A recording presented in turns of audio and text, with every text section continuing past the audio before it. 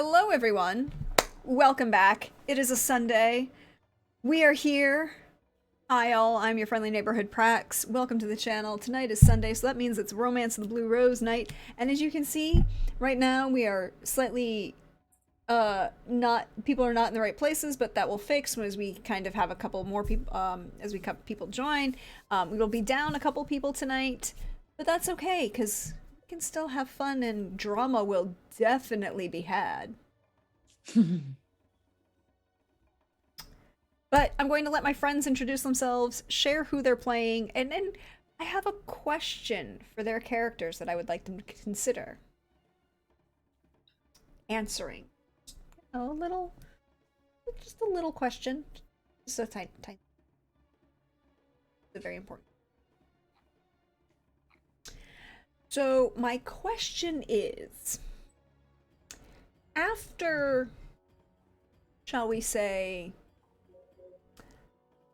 in-game last night's festivities, fun times, experience,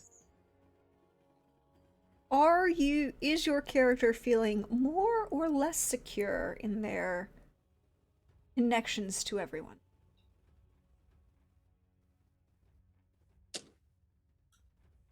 So why don't we start with Pooja? Yeah, she's gonna answer that question. Delme. It's cool.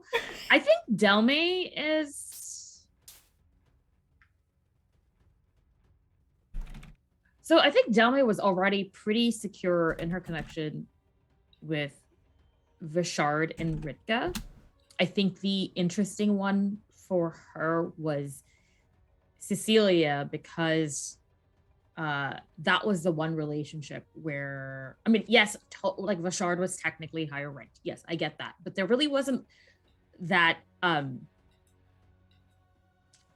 power dynamic was never that of a superior. And like, granted, Cecilia has never been superior to her power wise, but Cecilia was always someone that, Delme learned from and looked up to. And I think so it'll be very interesting, and I don't think she's done it yet, to examine how that power balance may have shifted now, which it had been shifting for a while they were on the road. Everybody just inherently became more on an equal footing because we were all helping each other out and saving each other and taking care of each other. So, but I don't think that's something Delme has like really thought about. But as for, I think Vashard and Vitka, like, she's felt attracted to them for long enough to where she has viewed them with the romantic lens. So yeah, she's pretty cool with that. Interesting. Okay, but who are you playing? Because we kind of skipped that step. Oh, right, yes. Hey, everybody, I'm Pooja. I am playing Delme Ferox, in case that was not obvious from my ramblings just now. Yes, both of our pronouns are she, her. And you can find me in the chat tonight as Pajabberwock. And then also here with us early tonight, we have a Simon. Hey, Simon, how are you? How you feeling? Hello, I am Simon at Wondering DM. I am good now. His Vishard feeling is good. Probably. To be fair, I out of game haven't given it a lot of thoughts as to what the impact of our little party would have on Vishard. But I think overall it's positive. The bonds are stronger, definitely, but I think he won't really notice it unless they're tested. Really? Good to know. There was, arguably,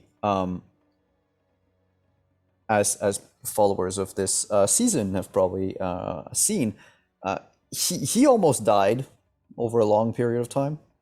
And so to him, there's still this little nagging little feeling of, okay, but did this happen because they thought I would be dead?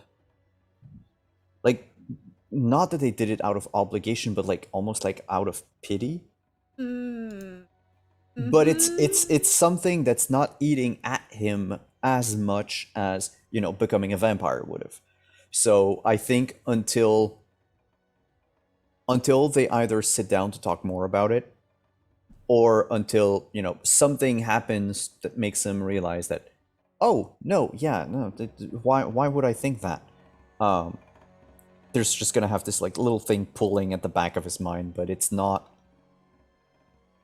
going to be as problematic as, you know, or fatalistic as becoming a vampire. That's a very good point. You survived becoming a Bouchard survived becoming the possibility of becoming a vampire, and he's not currently going to do so. I make no promises on the future. Hmm. I have no control over that.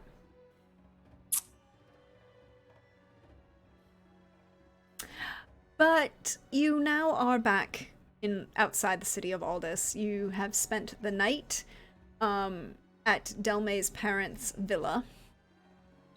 You had a very good time, as the phrasing is going. Um, look, that movie. That movie. Um, but you ended up that morning with Delmay's parents showing up, having a conversation, allowing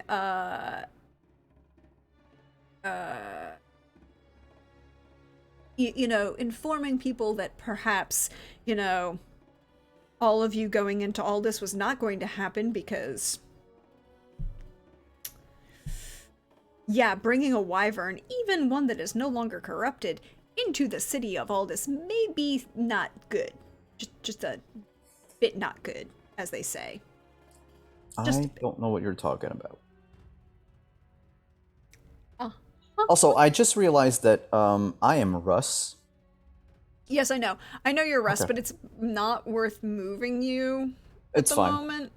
I just saw the Like, Twitch I window. could do It this is fine. for a brief period of time, and then I'll move you back, but at the moment, It is it's not a problem. You don't well, it's have to do already it. done. Um, there we go. But you then have spent. There was a conversation that was had, and for certain explanations of things that will be happening, um, a decision was made to have Delmay, Vishard, and Russ go into the city to make their report in person to the Sovereign, to the first of the Sovereign's finest, first envoy, Hmm. and have Ritka, Fedor, and Dmitri stay at the villa with Carnage because that wyvern is not going into the city. I'm sorry, it's just not happening. Not a thing that should be existing or thought of. So they're going to stay at the villa.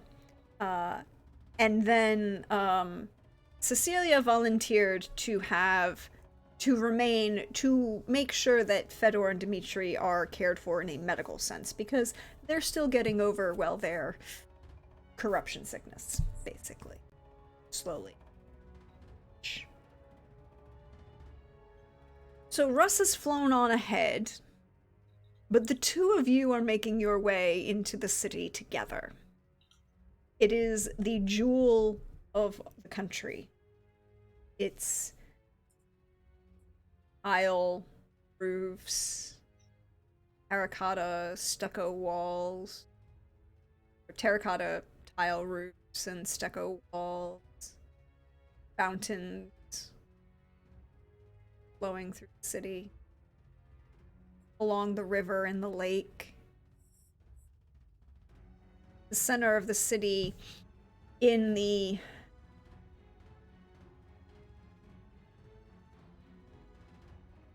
High Ward, there's, the palace and the grounds of the Sovereign's Finest, the Temple of the Eternal Dance, and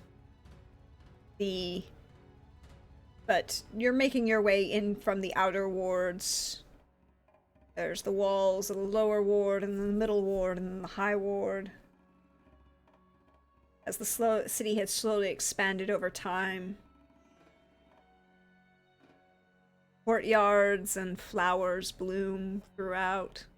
There's music playing on random streets. But where do you go? For the purposes of this, I'm assuming, are you, I should ask this question, bringing the menagerie?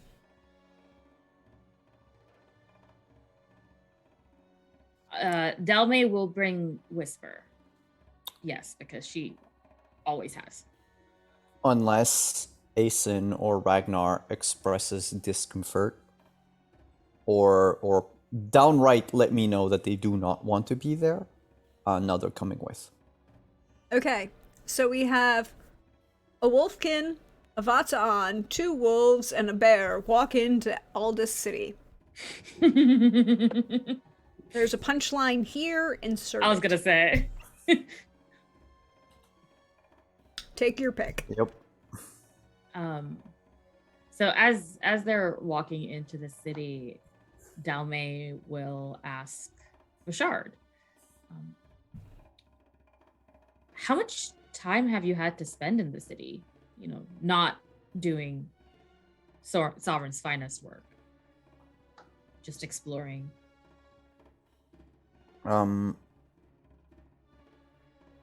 Next to none. Oh, wow. Well, I've been... Look. Cities and me don't really vibe well. mhm. It's just so... cold. Mhm. That's not to say that, some of these buildings are wonderful to look at. Mhm. But at the same time, I don't know, there's a quality to the Pavin Weald that you can't find anywhere else, and it's just too open, too artificial. I've tried to stay here only when I was on envoy business. Mhm. I've walked a few of the streets, but if you're asking me to guide you anywhere, I'm afraid that we're just going to end up going around in a circle. I don't need a guide. In fact, I was asking because I was wondering if you needed a guide. I have, yes, the Pavin Weald was my home, but Aldous then became my home. I grew up here, not experiencing as much of the city as I would have liked in the beginning, but eventually I did convince Mom to let me out on my own. But I was just curious because I wanted to see what you had seen and if you wanted to see anything specific or just come hang out with me. I don't know. What do you want to do? Well, I'd love to hang out with you, first and foremost. And as far as needing to see anything specific, I'll see as we go along. That works. Okay, first things first. Food. Real food, fresh food, Yes, market food. And definitely. Dalmay is immediately going to link her arm through Vashard's and proceed towards the closest street market kind of situation. Like she wants to give him the authentic, not the Aldous experience that you would get if you stayed with the Feroxes, but the street Aldous, like the good stuff, the So vendors who Mhm. probably haven't washed their hands in 3 months and it's okay. you're avoiding. Experience. So you're going to skip the high ward and head over towards the middle ward, specifically. If you look on the lower portion of, like, there's two maps if you scroll down. Mm-hmm. M6 is Wahalaran, right outside. Oh, wait, this thing called a circus? And by that I mean not the circus that you get in the United the States circle. with tumblers and acrobats. And no. We're talking about a Roman circus, which is a racetrack in a big loop. Mm. Yes. And the arena is over there as well. So, street food, athletic events, two kind of go together. There are grills, and you can smell the grilled meats of various types wafting through the air. Kebab, well, what basically are kebabs. Something that smells like a really, really, oh, no, I know. You, Delme, you know this one guy. Total, he's in his 70s, maybe. Nobody knows exactly how old he is. He's, this human of indeterminate age, of indeterminate experience, grizzled, but a full shock of white hair. He's got this one stall. Everybody knows that that's his space. Nobody's ever going to take his corner. It's his corner. It's been his corner for God knows how long, but it's his corner. Mm-hmm. And he makes the best kofta in the city. Yes. And you can smell it, and it's simple, beautiful lamb kofta with fresh made pita that his wife makes, and it's just this you can, and Yes. perfect harissa with a little tomatoes and lettuce and Finger licking good. Yes. for those of you who so- don't know what kofta is, look it up and find yourself some Greeks and or Turks to make it for you. Good food. So yeah, I think once they get, I guess it's gonna be like a wrap, the little pita wraps go. And I'm assuming, since if it's like a street side vendor, it's like wrapped in old newspaper, good stuff. And there's a guy who's like kitty corner to this, the kofta guy, who's nobody knows his name. He's just the kofta guy. And because why do you need to know their name? And he's kitty corner, and his job, all he does is sell like iced fruit drinks. Yes, basically. I was gonna say, like there's the drinks vendor right by the food vendor, because symbiotic relationship. And he has all of the different combinations and makes all of these, and you're like, okay, they're good. Yeah. And the perfect balance to the spicy meats that you get with the kofta pitas. Haven't had dinner yet. Me looking at the time. It's time for break and I need food.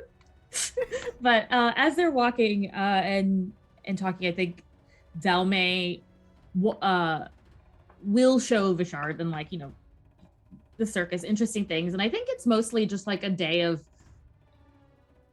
walking tour, since Vishard said that he'll point out something as he sees it. She wants to kind of show him what there is to see, with the eventual goal of heading towards kind of like the university library area, but that can be like an end of day thing.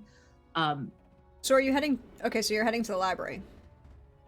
Eventually, it's more of Okay. like a meandering path. Taking. Where's the temple district? Like, where would the temples be? It's up in here. So it's H8 up here in the middle of the high ward. Okay, so yeah, I think they'll wander through the middle ward and probably head back towards the high ward at some point.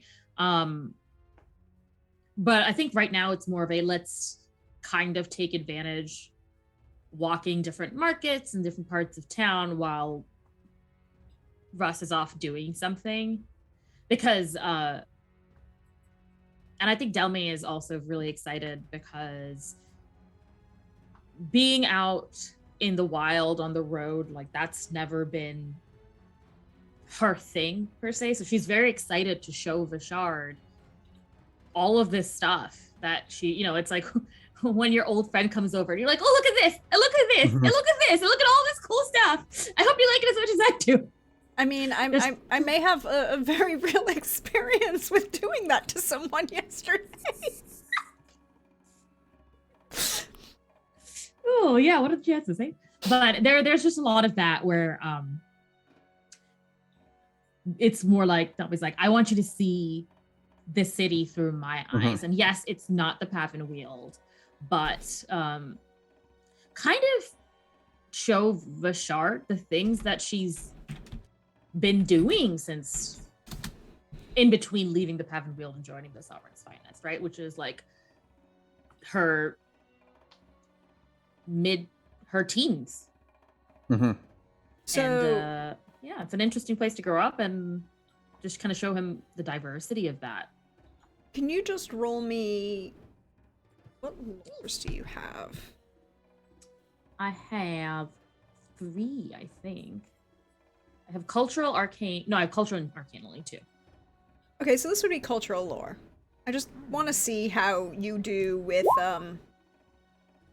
okay, so a 10, or respectable. Oh, very good. It's this was purely a, this wasn't really a DC or anything. It's just like, how do you express, the information that you're sharing? Like, will Vishard be able to roughly find his way back to where he started based on your directions? Not his own sense of direction, but like, oh, but this is the corner where, and then over here, and yeah. Yeah. I don't know. I honestly don't know if you would, because it's very circular and it definitely is a, like, as you're passing a street, he's like, oh wait, this is the street with the dried mango vendor, and like just grabs it and runs, kind of a thing. Or like he follows and tries very hard to map out the streets of the city, but at the same time, would ask over and over, how do you remember these things? You haven't been here in years. That mango vendor, what's to tell you that, oh, they're here? Yes. Well, you see, there's the the tapestry place across the way, and I remember that because it had yellow letters above, and so I know like the tapestry place with the yellow letters, just very close to the mango vendor. And I don't know. I guess otherwise, there's also Whisper. I just tell her like to take me to the mango guy. Because she can track. Yeah, I guess he smells like mango, I guess. Yeah. I mean, it's not easy. This is a city full of smells, and Whisper was not a happy pupper for a while. By the way, how are our other wild animals doing in the city? Yeah, what's going on with them? Whisper is fine. I mean, she's lived in this city with you for a while now. Almost 10 years now. She's fine. But I'm gonna roll for I need a constitution stamina roll from both Ragnar and Aeson. I was thinking of all of the smells, and I was like, that's a lot for like people too. But... Yep. It's gonna be a higher DV for the two of them because they have not been in this. Slightly lower for Aeson than Ragnar, but is it con stamina for both? Yep, con stamina for both. Which I believe both of them have, correct? So 24 for Ragnar. Damn! Because yeah. Dope. He a bear. He a bear. And as for Aeson, 12. Aeson is still fine. I mean, like, he sneezes a couple times when you get to the mango vendor, and he's got the chili flakes coming off of the mango, and it's just, like, gets into his nose. Ragnar is entirely fine. He's just kind of living his bear self, kind of meandering through. It's almost a Bare Necessities from the Disney Jungle Book moment, where Baloo is just kind of meandering his way through everything. That's Ragnar right now. He has drawn the attention of every small street urchin that exists. and is occasionally just pausing to, like, you know, preen in front of said street urchins who may occasionally come up and be like, you know, I want to touch the bear, I want to pet the bear, I want to pet the pupper, you know. You have garnered a following of small children that appreciate your puppers and bear. Yes. Not that they have much. Well, I don't know. I think Delmay probably got some money from home. Well, we can also requisition anything we want. So we could tell the mango guy, hey, here's a letter from the envoy, the finest. No. Everything you have, you give it to the children. Well, they're gonna be paid. He's gonna be paid back by the sovereign's for finest. the children. I get it. I thought if it was just gonna be for us, I was like, I don't want to make No. I'm not. of that. No, of course not. But for all the children, ooh, a bunch of kids hopped up on sugar. I can't wait to see how that ends up. But you do it, Mr. Boss Man. I'll look at like The how mango, many children we have. You've got like 7 at this point of varying realities, and the mango guy is another indeterminate age, over 60 somehow. You know. Wait. Crap. Wait. Dang it. Serving these in banana leaves. Look. There you go. I'm sitting there going, It's fine. If all else fails, old newspaper. old newspaper. But I'm sitting there going, wait, we don't have those little Ziploc plastic bags that they shake and hand you. It's true. No, this is, if it's a banana leaf, it's like a scoop of mangoes, a scoop of like the chili powder, Yeah. and like a mix up and a handout. Oh Yeah. Spicy dried mango. I'm sorry. What am I doing to myself today? Side note, entirely just tangential of everyone else. Someone may have introduced someone else to the joys that are a street festival in New York yesterday. So I'm thinking, yeah, like palm leaf, banana leaf, yeah. There, that's what that is. And there's mango and chili, and if you're gonna have the sovereign's finest pay for it, he will just kind of negligently raise an eyebrow, look at the urchins, look back at you, shrug, take the, just kind of slide a receipt in front of you. It's like, here, sign this, just so I can get this back, and start handing out, just start prepping them and handing them to the kids.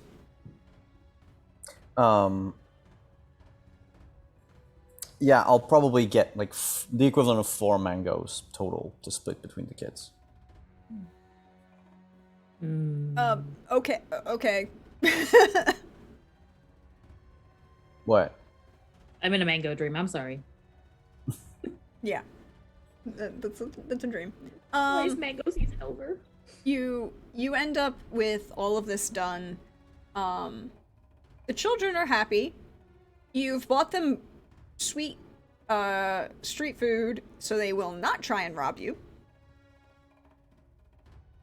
I mean, that was fair, which is why the question of money came up, because I was like, how much does Dummy have on her to get taken?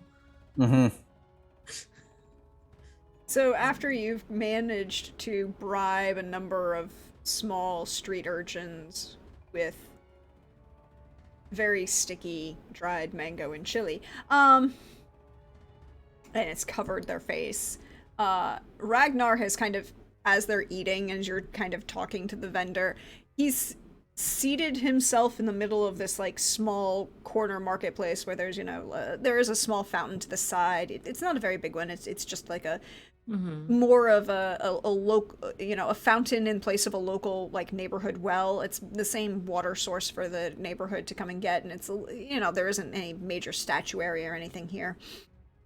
But Ragnar's kind of positioned himself in front of this fountain and is seated in a way to kind of like get A, the best, he looks aesthetically the best against this fountain, and B, he can arrange to have the best scritches from all the small children, because that is where he is out. Yes. He Mhm. wants Clever boy. he wants attention. So now he is being an attention hog. Mhm. Big old bear attention hog. I think mid mango bite, like in between a couple pieces, Delme will just laugh and say, Ragnar really is your son, isn't he? I never saw him that way. I mean, I mean, are we so alike? I don't know. And like Both of you really love attention, don't you?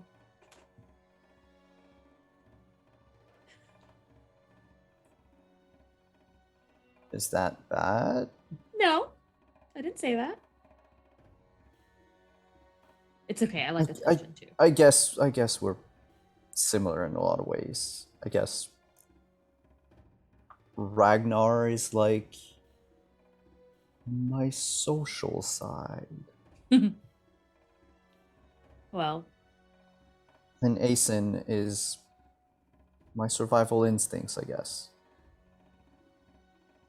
I think Asen has, and I look over to Asen because I have a feeling that like Whisper and Asen basically have a pack now. It's like, Well, yeah, they're definitely a two wolf pack. yes, but Asen's not as isolated as you once were either.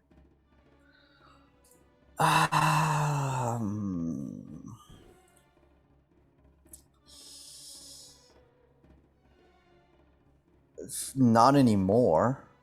I mean, Yeah. we've been around a lot of people lately. A lot of people. And I think that if it were to just be you and Asen and Ragnar in nature, I think you'd miss us. And I think Delma's gonna take the last of like the chili sugar blend and just draw a line on Vashard's nose. Well,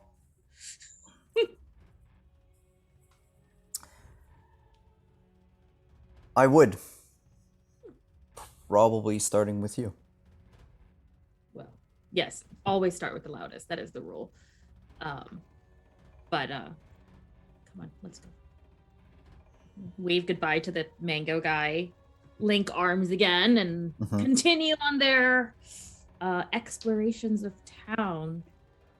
Yeah, and Um, I'll whistle to the animals for the animals to follow. Like after we're like a couple yards away, so that the kids can get like one last pet in Yeah. before it's time to go back to work or go back to know, look at this tourism, I guess. Little cutie. As you do, when you whistle for them, and it takes a moment for Asen comes up right behind you and gives you that long-suffering dog look of having to put up with small children. Like, I did this, but you owe me. You so owe me. But it's okay. I know you're good for it. And then Ragnar just kind of saunters up, and he has got the biggest, like, rattiest bow made out of what was like one of these children's small scarves or something, and it's like was probably a cloth that was red at some point, but that shit is not it brown. There's nothing.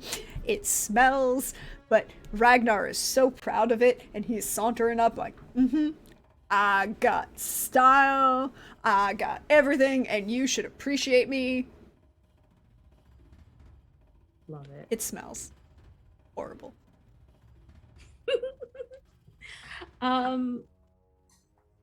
So I think as they're walking up through the high ward, Delme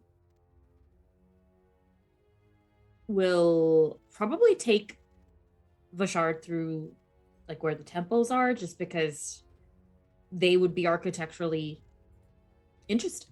To city temples are very different from country temples, and usually a sight to behold. Yeah, I mean, you could kind of, yeah, so the main temple of the Eternal Dance is here at H17, so you kind of come around, and you started at the circus, and you're making this big loop back all the way up to the main, palace complex area, so you're kind of coming around this southwest passage and kind of around into this main temple complex, and it's a very large, uh,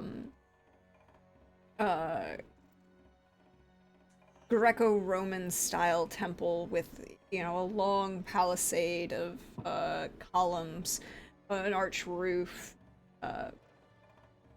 with at one end there's a full, what we would consider similar to the Parthenon, where it's a perfectly circular interior, and the dome actually makes it a perfect circle with the entire space, and there's a oculus in the center that would, with the tile on the floor, tracks the passages of the moon in perfect synchronization.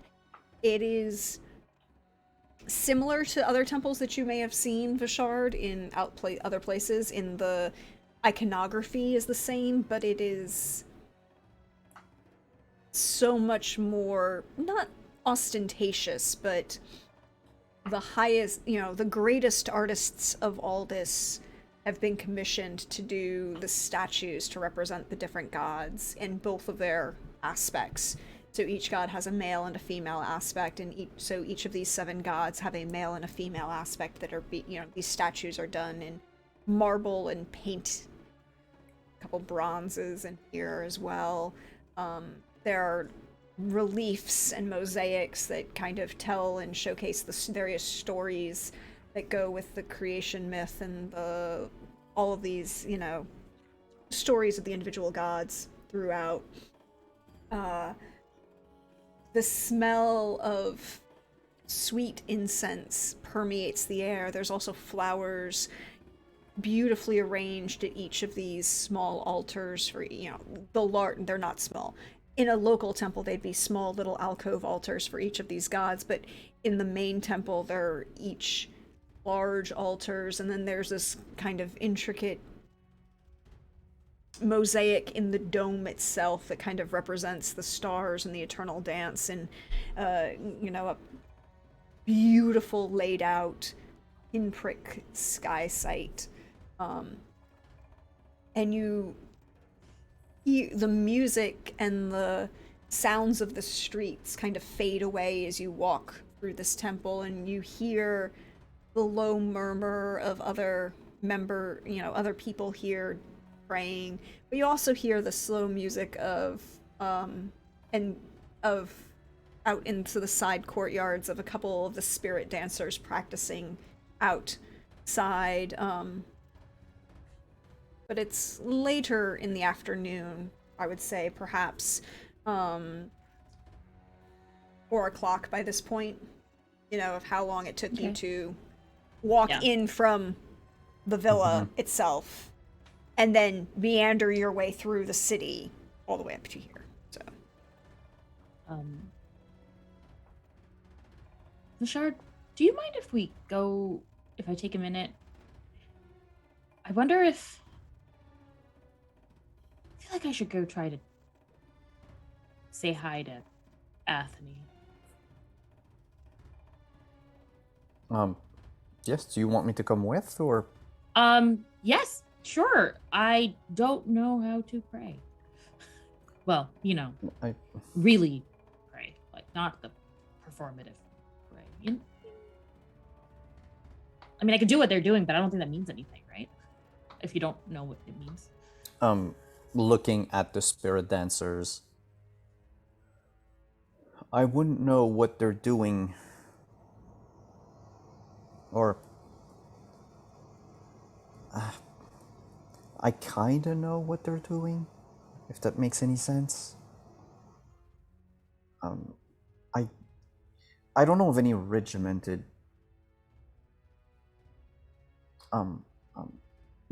prayer system or what have you. It's, to me, it's always been something more personal. Yeah, I feel that I should just kind of like try to talk to her. Well, I mean, between you and I, you definitely have a, a much more personal relationship with the divine. But not because I'm devoted or religious or anything. It was just, No, but you. it's like she found me.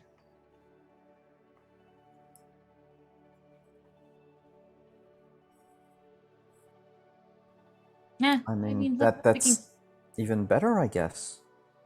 There are yeah, people go. that spend their entire lives trying to get a message, a word to the divines. And look at you, you actually have a direct line of communication with them. Unless, and I don't mean that in any pessimistic way, but unless that was a fluke. I think that's what I want to find out, because it was just that one time and it was a dream, and it's very possible that was just some version of my consciousness taking the form of Acme, because, well, she's beautiful. And so I don't know, but I think it's worth, I feel like if something were to happen and if this were an authentic connection, I think this would be a good place to try and explore it. Then anything I can do to help, I'll try. Like you said, I think this is got to be a personal thing. So, I mean, I'm gonna sit here and close my eyes and squeeze them shut and try to have a conversation. But if you want to keep looking around, that's fine, and I'll come find you after. All right. If there's anything, just send Yeah, whisper, I guess. I'll call you, or send. Well, whisper, yeah. if there's anything on my end, I'll send one of the boys because I still can't call anyone. Well, Don't think that's I will. actually raises an interesting question. So you can call Whisper, but not me. Yes. Interesting. I can talk to any animal. Because I have animism too. Yes. Are we talking wolf speak to each other? I don't know. But well, no. When you connect to my mind, I mean, I hear you in the same voice that you're using right now. I hear you in my head. But when I try to do it, it seems that the only people I can connect with, and I shouldn't say people, I should say beings, are animals. Even You can't even get to Russ. Can even you? Russ, no. I think my my abilities are limited. Perhaps the human mind is not something I am supposed to understand, connect with. Maybe not yet. I have a friend who would insist that almost anything can be learned. I've learned a great deal, There you go. but and he taps his head. That hasn't changed. I have more faith than you do then. In you.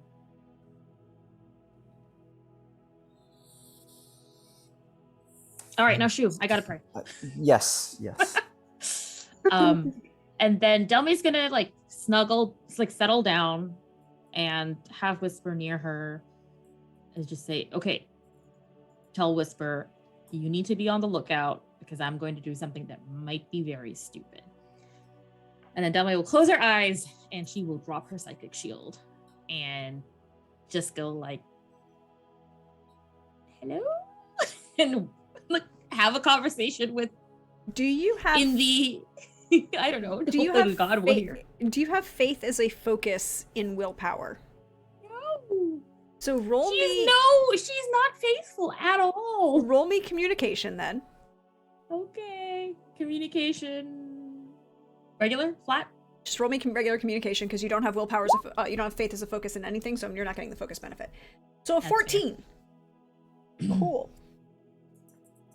You describe what this looks like as you do this. It looks like Delme, like cross-legged in a corner with Whisper's chin on her knee, kind of just eyeing people. Squeezing her eyes shut, her hands together, and just like kind of talking to herself. Well, not herself, but it looks like she's just talking. But it's not.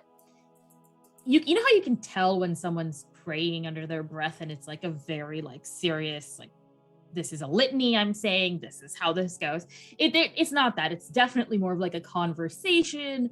There's like pauses as she's thinking about what else to say, and it's an animated conversation as opposed to like repeating a mantra or something. Okay. But she doesn't know how to do any of that. No. It's cool. I'm here for it. So you drop your psychic shield and you are open, shall we say. And you feel this something rush across your mind. And it feels that kind of similar to that same heavy weight that you felt in that dream when you had this communication. This otherness, this presence that was beyond normal minds that you've communicated with, because you've communicated with a large number of minds of a variety of sorts and species and people and races and all of these things, right? Mm-hmm. This was beyond that. This was other in a way that was wholly different and wholly unexpected. And you feel that kind of same presence. And you also feel this kind of welcome. And just not necessarily comfort, but a sense of welcome anticipation, shall we say. Okay. Which is more than she was expecting to get. So I think she'll just sit there and converse. You don't get any response except for this like sensation of just... Yeah. I feel like it's kind of like therapy a little bit. She's just telling the story of all the stuff that's happened and all of the intemperance she has engaged in. Because they seem to like that. So she's like, They oh! Do. And then you wouldn't believe. So I have a question. As you're describing this, shall we say, intemperance that you've engaged in, do you describe the intemperance of the night before last? Because I'm assuming you did not. You spent the day after. You spent the day that your parents were there, like the whole day at your villa, and this is the second day. Yeah. Because they didn't leave right away, so there would be. So you describe the intemperance that you engaged in at your parents' villa, shall we say? Yeah. Cool. Very much so. Good to know. Vishard, what are you doing while Delme engages in this not quite confession? I think he's just going to lean back against a wall / parapet / column / whatever's on the perimeter of the place where the spirit dancers are. Yeah. Out. So there's like a couple columns. Like the court. Yeah. That leads out to the courtyard. Yeah. He's gonna watch them a bit. Partly because he's curious, but then after a few minutes, because I don't know how long Delme will be, but if she hasn't reached out in, let's say, like 5-ish minutes. He's gonna go try to find a shrine to Thalia, Velisar, and Celine in that order. Starting with Thalia. Yeah, he's gonna start with the baby deity, and go the back saint, up. not the deity. Yeah. Well, I mean, they don't have really concepts of sainthood. Yeah, but she's basically a saint. It's fine. It's the effective description. She led a religious exodus from Kern of Bata Shah and Bata An and a bunch of humans, and ended up in the Pavenweald, and they basically repopulate the Pavenweald, and are survivors. But Thalia is this is the main temple in the capital city. So sorry, there is a small corner altar to Thalia as a saint kind of thing, but it is not as large as what you would get in the Pavenweald, because she's not, it's like everyone is represented here because this is the capital city, and everyone's, all of the gods are represented, and all of the major Saint Bata Vista figures are represented as well, but they're smaller smaller side altars. If you've ever been to say St. Patrick's Cathedral in New York, and you're walking up or any major really, really big Catholic cathedral, and they have all of these side, altar shrines to all of the different saints that you can pray at and light candles to, and, for various reasons. That's kind of what it is. It's, perhaps maybe 10 feet across in the entire little alcove, and there's a small statue. And by small, I mean 5 foot tall on a raised altar. There are a bunch of flowers, and there's a low hanging incense burner, and there's a rack of candles as well, but it's not as... You're gonna have to give me 2 seconds. I need to plug in my laptop. I'm sorry. Okay. No. It's important to plug in your laptop. Yes. So, I won't be able to hear for a second. Okay. Well, I will continue this description anyways, because it is a beautiful, side description of this beautiful church, and then all of these kind of things. And now that he's gone, we can talk about him. So, hi, Pooja, how you doing? I am good, and I think Delme is very pleased with this conversation, and already making plans for her last stop on this tour. So, can you roll me perception? Seeing would be, I guess, the way to do it. Right, I think I just have regular perception. I only have psychic as an option. Mm-hmm. So a 9. 9. Her eyes are closed. To be fair. To be fair, her eyes are closed. Whisper's eyes are open. Whisper's eyes are open. And there's this moment where Whisper kind of slightly tenses on your knee and then calms down.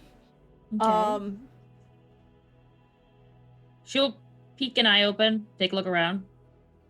I sees nothing and close it again. So, well, no, you do see something.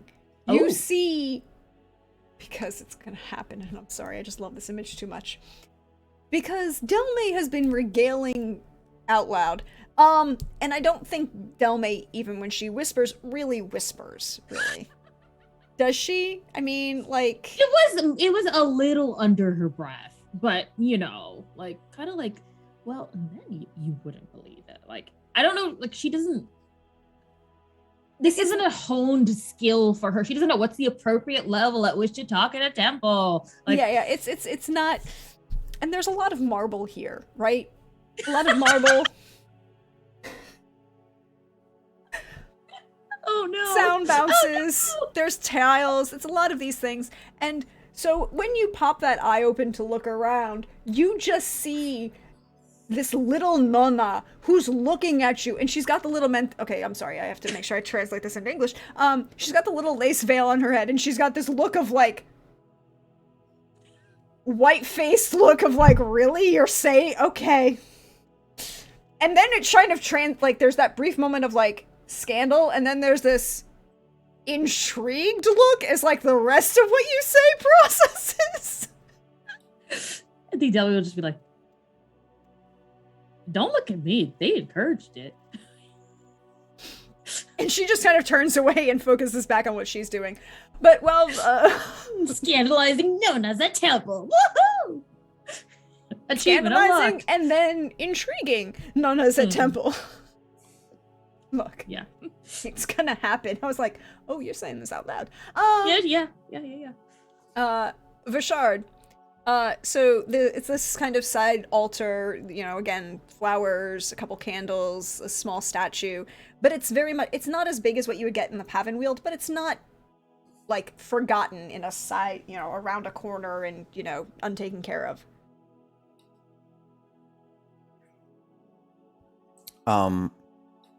So I think, can you hear me? Yes, we can. Okay, good. I just wanted to make sure.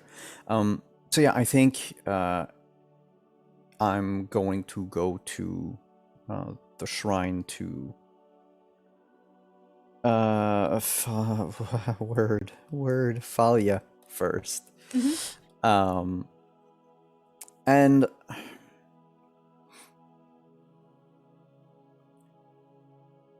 I think Vashard would realize then that he doesn't have anything to offer.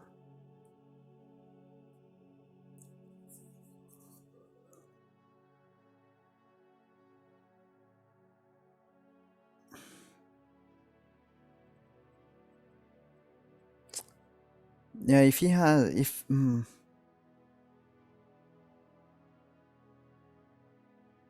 I'm thinking 2 seconds because neither Vashard nor I thought this through. I think he would like kneel down in front of the shrine and ask.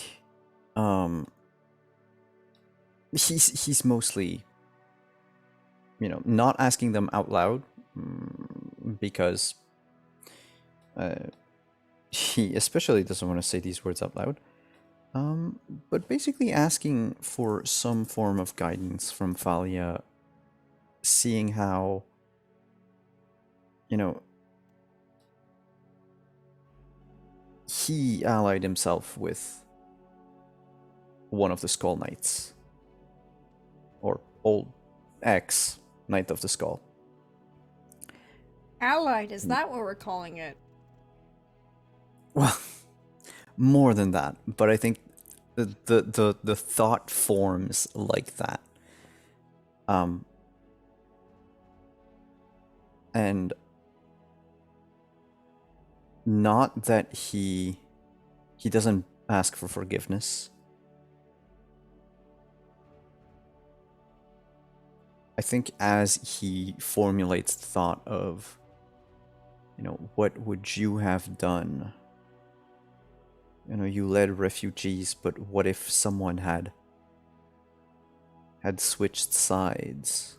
Like, would you have trusted the lives of the thousands of people you brought out of Kern? And then he would more or less realize as he's talking that he doesn't care what Thalia would have done, because this is not the same situation. These are not the same people. It's not the same circumstances. And I think he would, like, over however long it takes for him to get to that conclusion, finally be at peace with the fact that not all Kernish... Kerns? How'd you call someone from Kern? Kernish. It's a Kernish? A Kern? A person I from think Kern? a Kernish person. Yeah. a Like, Kernish person, yeah. I mean, Basically- Kernish is the adjective, basically. Yeah. So, not all Kernish people are evil, as he was led to believe. And that, far be it from him to think that he's the next Thalia. But that maybe it's a good thing to let Thalia and her legacy in the past, and that maybe it would be time to, go back into Kern and get the people that want to leave out of there again. But one thing is clear to him by the end of this little meditation. He doesn't doubt his feelings for Ritka anymore. And he doesn't think that there was anything wrong with what he did. And I think he needed to get to that point before meeting the first envoy. Mm-hmm. So he doesn't really know if what he did worked or if he just convinced himself or worked it through. Roll willpower faith. But it's definitely going to take... Excuse me. You have faith as a focus, correct? Yes. Okay, so in that case, roll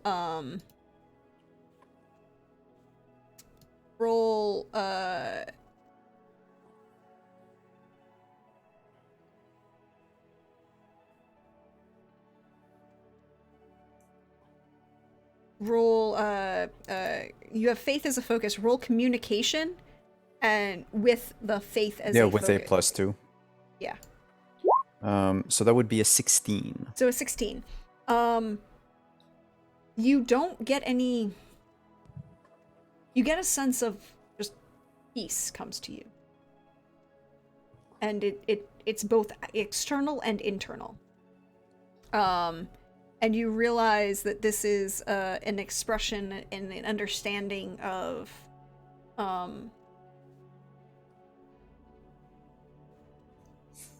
gift, maybe not from Thalia, but from this others of this temple. That you realized that you really are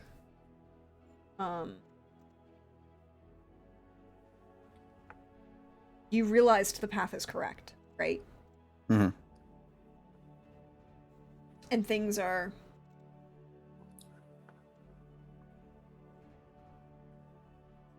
you have with this decision that you've made, others are pleased with your realization, and oh look, for lack of a better term, you're following the god's will of your own choice, and they're pleased with you for doing so. Mm-hmm. But it's not, but it's not Thalia, it's just something else here. Well, as long as it's not Lady Talus. No, it's not Lady Tal. But yeah, and I think if Delme hasn't reached out by then, he's going to move up the divine ladder, because he needed to commune with Felisar, and he needs to talk to Celine too, but he'll do Felisar first. Okay, so you're going to Felisar. As you kind of come out of this communion, this meditation, as you are thinking, you see Delme kind of crack an eye and make eye contact with this older nonna who's got the veil, the lace veil over her head, and just kind of has this moment of eye blinking shock and scandal, and then just intrigue kind of past her face, and then she turns away from you. Or she turns away from Delme.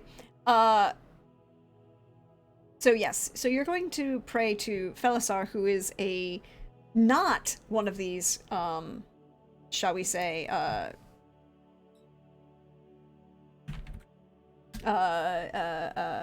minor, No, he's he's one of the the ma- seven. he's one of the 7 major gods. He has a large altar around this, what we're, this kind of domed central area at the end of one of the temple, and you realize that each of the 7 main gods have these altars around this, what, if you've ever been to the Parthenon, is a perfect circular circumference square with an oculus in the center that kind of highlights the different phases of the moon. And his temple or his altar is the second on the left as you're approaching this, and again, a large statue, various flowers, and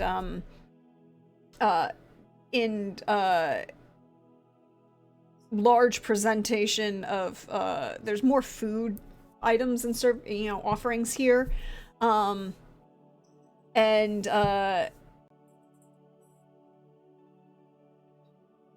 what are you looking for Felisar for? Well, Felisar is the god of travelers and the sick and all that, and I feel like I owe some sort of thanks for, I might have been sick recently. And you were traveling while sick, so you're just throwing that out. Yeah, look, it's travelers, people in peril, the sick, the poor, which is basically everything that I was in the past couple of weeks. So yeah, he wants to find the shrine to just like, say thanks. There's probably a ritual that I tried to look for like religion in all this, but it's very much every person for themselves. Yeah, there's no formulated religion. The closest thing that Aldous really has to a priesthood are the spirit dancers, and even they aren't really a priests as we think of them. They're more dedicated followers of a meditative existential not existential, ecstatic path. But yeah, so it's just, maybe there's this is mostly Asian, but like a prayer scroll to write on, or a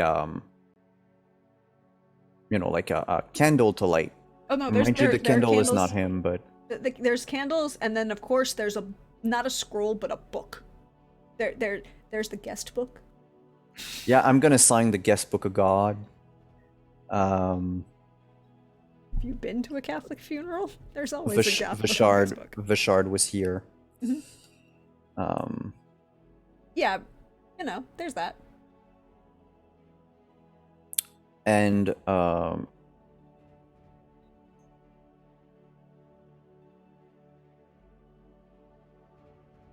and then there's Celine. Celine is the center point of the 7 around this circular collection of altars. Not necessarily as a focal point, because she's considered the most, whatever kind of powerful, whatever popular, highest ranking, and none of that. It's because it's also the point which coincides with the full moon mosaic, and you can tell that, and for Vishard is very easy, that based on, if you look up into this oculus, this would be the point at which the full moon would actually strike the altar, so that is where Celine's altar, the point at which the full moon centers on. And since Celine is also the god of death, rebirth, and all of that, he wants to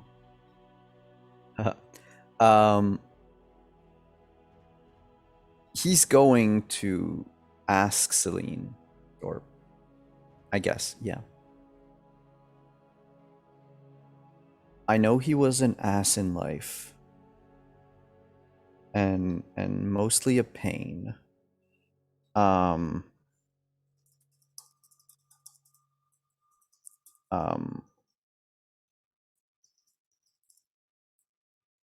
But I just want to make sure that Bryn Mawr Penry, in his next life, has has good fortune.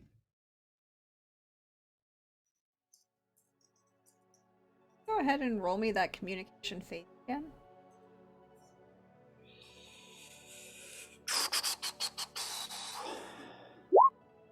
I will use one of my convictions. I will also point out that you have 3 conviction from the kindness of chat. And I will use another of my convictions. Yours or chat's? Curiosity. Oh, mine. It's because I'm trying to prove a point. I'm going to use another point of my conviction. As you can see, every time I reroll, it only gets lower. So that's going to be a 12 total. Because I do not understand why this game hates me so much. It's because you're using your own conviction and not chat's conviction, clearly. Even if I were, it never happened that Vishard rolled higher on a reroll. Well, what happens if you use the chat conviction and see what happens? Are you okay, both of you, if I use 1 point of chat conviction? No, there are 4 Yep. by the way now. Oh yeah, Crit Witch just gave us another one. Here's For a science. 5. Here's the lowest possible number ever. You do not get to ask me to reroll anything. Sorry, I- chat, and thank you for that donation to science, Crit Witch. Yeah, so We'll go with the 12. We'll go with the 12. You fucking game.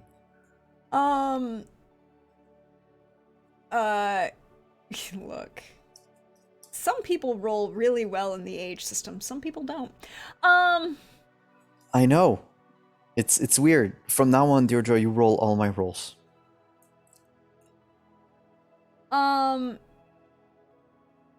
You are praying this moment.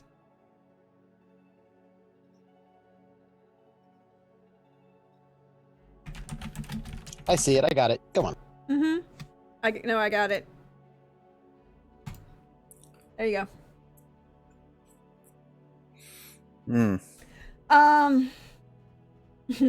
There we go.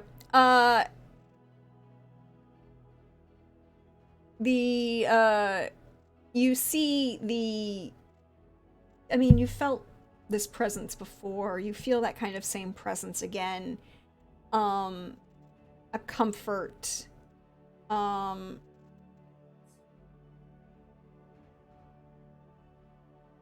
peace. That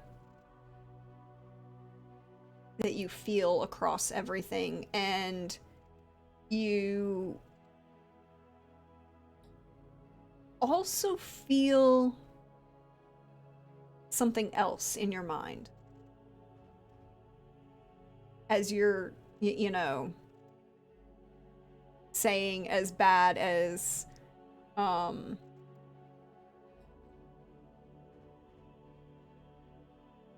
you know, you say as much as he is who is an ass, he was still a good person, and I hope he, you know, he has peace in his next life.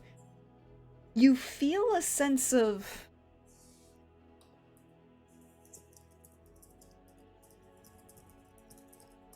something isn't right.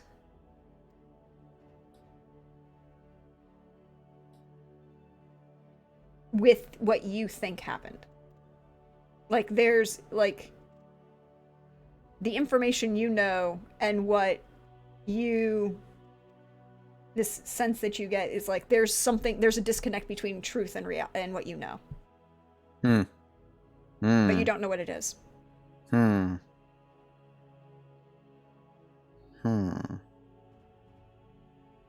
Okay.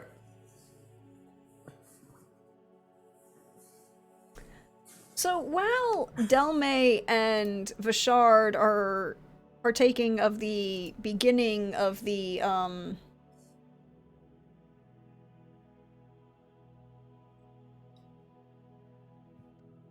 this experience at the temple, we're going to pan the camera over to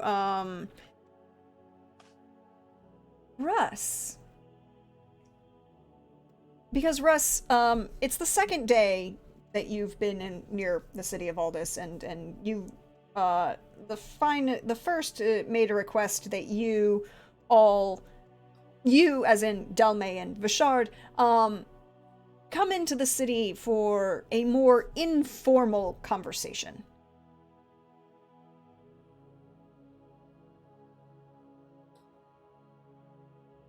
I just finished banning the people. We're good. Thank you. I appreciate You're it. welcome. Yeah. They're all banned. Also, Streamlabs has the wonderful safety tool built into Streamlabs, so I could just press that button and. Yeah, how? Well, I'll send you a message after, Trooper. Sure.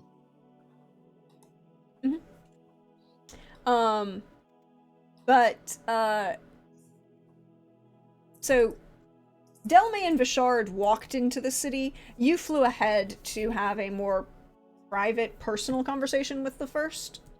Saren was basically like, yeah, this isn't really a debrief. You've kind of already done that. This is a more personal conversation. I'd like to speak with you.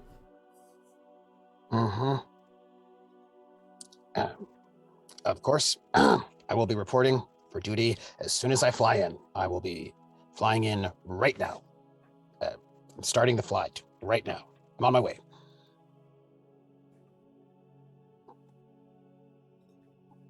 Look, I just wanted to say for a moment, it's like just channeling a mom and be like, don't talk to me and drive at the same time. It's not safe. Yeah, that's why you stopped, because you can't, just well, right? It's not true anymore, but it's like, pay attention to what you're doing. And Russ will, fly on ahead as instructed by the first. She would have told you to come to her apartments, not her offices. Office, yeah. And I mean, you have a perch in both locations. Yeah, I don't actually have a, that's where I stay. It's where I stay, those places. And I'll fly, and I imagine there's like a window that's left open, right? There's a way that I usually get in and out. There's a window that's in good weather always left open, but it's also has like a small, like tiny hole on it in case it's really bad weather that you could open it from the outside, with your beak, because that's a thing that exists. And I imagine our weather's pretty decent, and so flying with all haste and responsibility, and immediately flying in. Do not pass go. Do not collect $200. Do not lollygag, but immediately go to where one was requested to go. And not at all nervous. Why would you be nervous? I don't know. Who knows? I mean, who knows? Could be anything. Just, I don't know.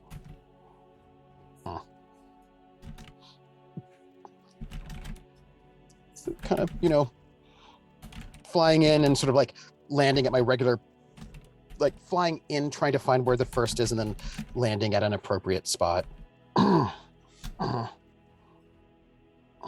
She is in her, like she said, she is in her apartments rather than her offices, her office. And her office is in the main building of the the sovereign, the finest headquarters. It's on that, again, that grand sweeping staircase up to the 3rd floor. Her apartments, however, are kind of off to the side and attached off a quiet courtyard in the back. Well appointed, but not ostentatious. Saren is a older Vatashah. Her hair is a gone steel gray, with some streaks of lighter blonde still running through it. She stands a respectable, 5.5 feet tall, still with an iron backbone and perfect posture. There are more laugh lines at her eyes, the corner of her eyes and mouth, than frowns. And she is seated in the sitting room study area.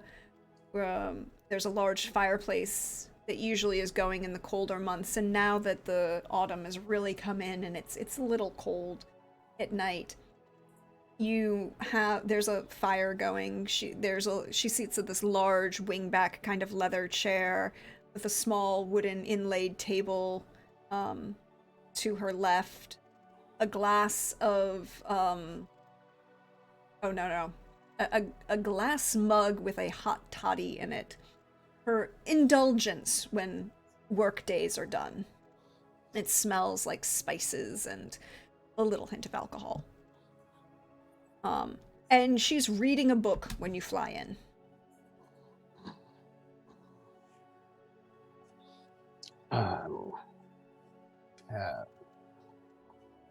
Reporting for duty, as instructed. I wasn't asking you to report for duty, I was asking to check on how you were doing. How are you? Didn't answer the question, but I'm fine. How are you doing? I see you're not actively bleeding. No. We have a very good medicare here in the group that I'm.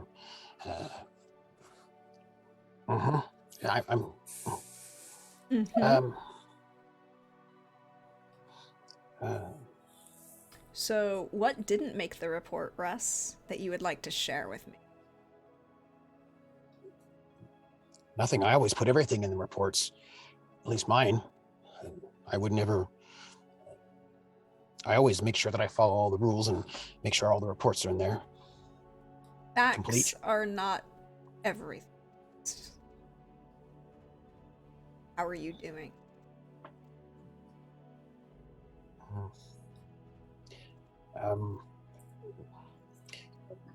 Why are you mad at me? I am not mad at you. I am concerned about you, worried about you, slightly scared for you, but not mad. If I was mad, we'd be having an entirely different conversation. Well, may I ask why you took me off of my job as being a recruiter? If you're not mad at me. Because, Russ, that was always just a temporary step in. We need you to be as were. But I prefer working as a recruiter. It was very nice and it suited me well.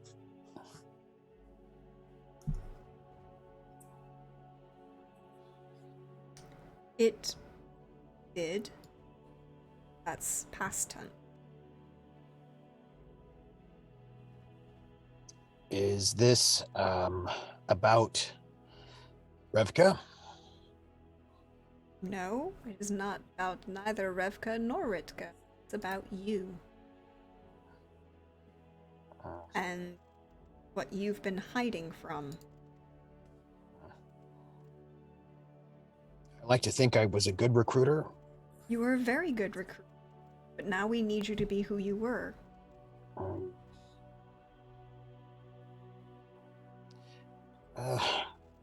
I think Senior Envoy Vashard is a very good leader, and he's growing all the time. And I don't need to have my title changed or anything like that. I'm happy being a scout, a courier, and a recruiter. Scout and a courier, definitely. I need you to do something for us. Sometimes, fortunately, that's to be. Sarthan is gone, Russ, but that... I'm not gone. I'm just doing something better. You've removed yourself from any possibility of making choices because you believe that it was your choices that got Sarthing. I don't think I just think I do a better job not in a leadership position. That's all. Being a Sanya envoy is about trust and my trust in you and your ability. Russ, I need you to do the job. You've just come back with a group of members of the finest to tell me that Lady Talus is wandering around Aldous, that the Lich King is not dead like we've expected and believed he was for the past 3 years, and a bunch of Knights of the Skull have defected from Kern and joined us. You don't get to hide anymore. I'm sorry. I wish I could give you more, let you try and overcome your emotions, but 25 years is a very long time, and now I need you to step up. So, step up. Respectfully, I think that Vishard's doing that job, and Vishard's doing a very good job at it, and I'm happy to. He can lead your troop, but I need you to actually have the authority and make the decisions that you should be making, and give him the advice and support that you should be doing. Now, if you need to go outside and, out into the field to gather information and make decisions and make discussions and spy on people, which I'll probably be sending you to do, and doesn't that upset me? Because, yes, sending you to spy on the possible invasion of Kern and, a vampire running around all this, which, that's mildly upsetting to me. But I still have to respect your ability to do it. And you need to respect your ability to do it. And acknowledge that you were hiding as a recruiter for the past 25 years. And remember, I care about you. But I'm still the first. Yes, ma'am. It's just, I have this entire time given him good counsel. Good. Then you shouldn't need to change or worry about things. And I don't feel like I need to change my title. You might not, but I do. If I have to plan a possible war against Kern and the Lich King running around in Aldous, I need all of my tools at my disposal. And that includes my favorite. Permission to speak freely? We're at home, I Russ. know. Permission to speak freely. And she glares at you like, really? This is our house and you aren't speaking freely? Fine, permission to speak freely, because I guess we're going on those terms and making it formal.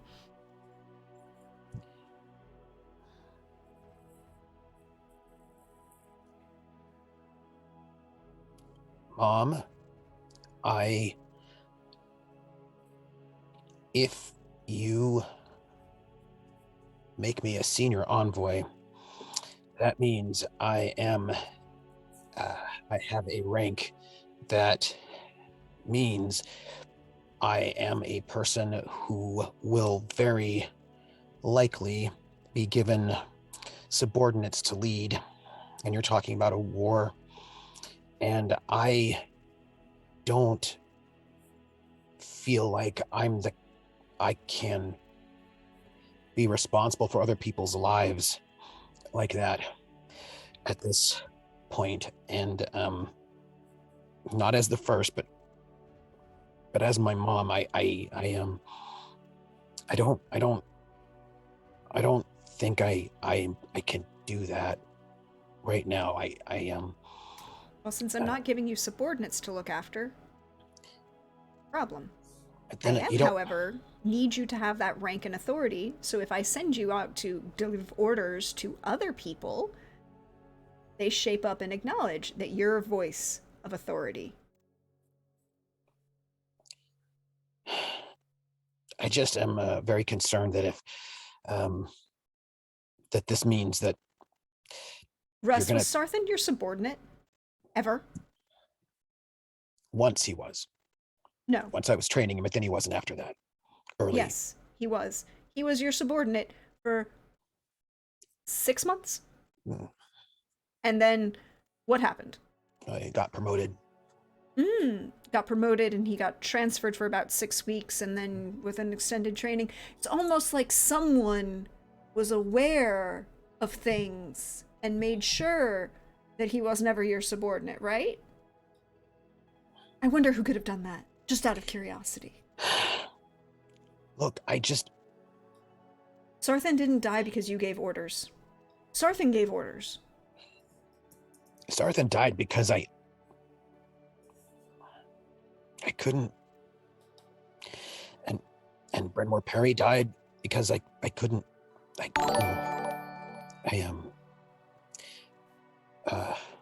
it was, he called me, I didn't answer. In the past. So you didn't answer.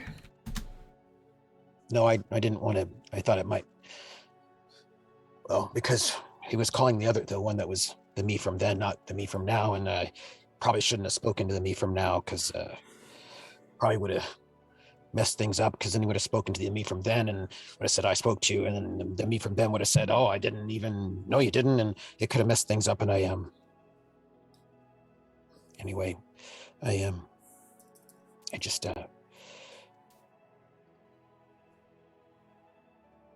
it's just, I think Vishard's doing a really wonderful job, and Good! He will continue to lead. I need you to be respected, and I need you to acknowledge something for me, Russ. Look at me, Russ. Look at me. Eye contact. Eye contact. Sarthan did not die because you had authority. Sarthan was not your subordinate. Your equal. But he died because I wasn't good enough. No. He died because someone else was better.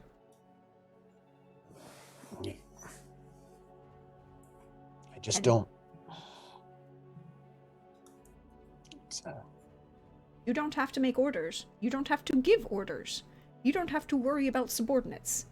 You just need to acknowledge, Russ, that I need you to be more than what you've been hiding. You are more than what you have been hiding yourself at.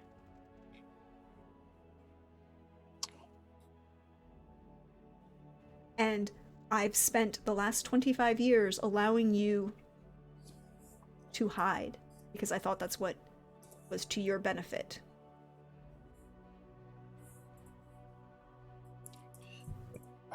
Don't you think I've been doing a good job? I've been trying to make you proud. You've been doing a fabulous job, and I am very proud of you. I'm proud of how well you have been doing.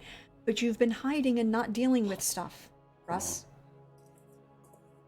You don't talk about Sarthan. You don't talk about Sarthan to anyone. Not those of us who remember him.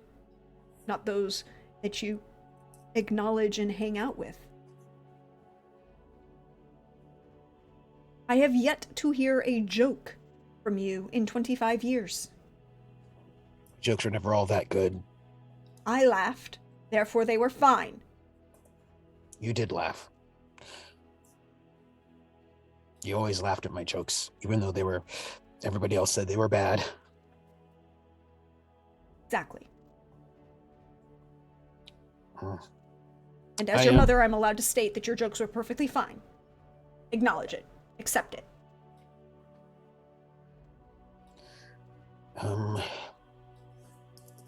So I didn't grow up with other Raiden. You know, I didn't grow up in a Raiden community out there somewhere and all of that. But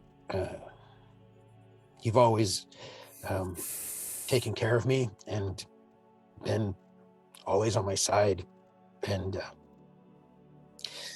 been the only parent I've known or also ever wanted. So I just want you to know that I love you very much, Mom, and I've always just tried to make you proud. I'm very proud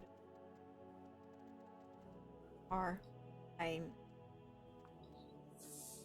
And sometimes being a mom, have to make a choice for a child.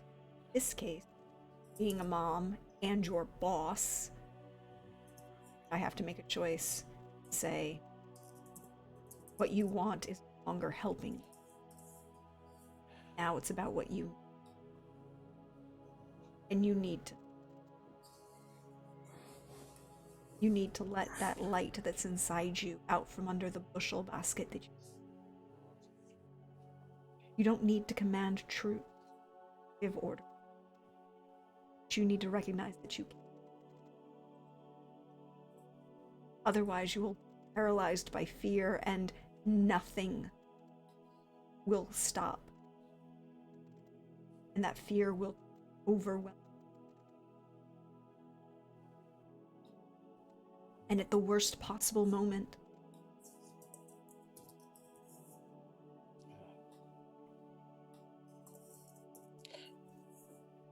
Well, you know me.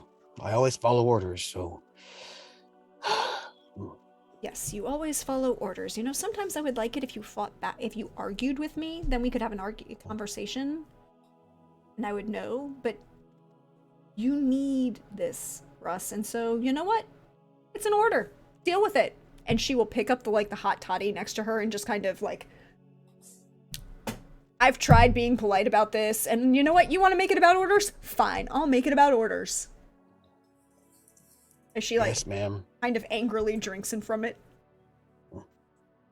Oh. So you didn't talk to Sarthan in the past. No. And you didn't talk, you avoided Bryn Mawr Penry. Correct.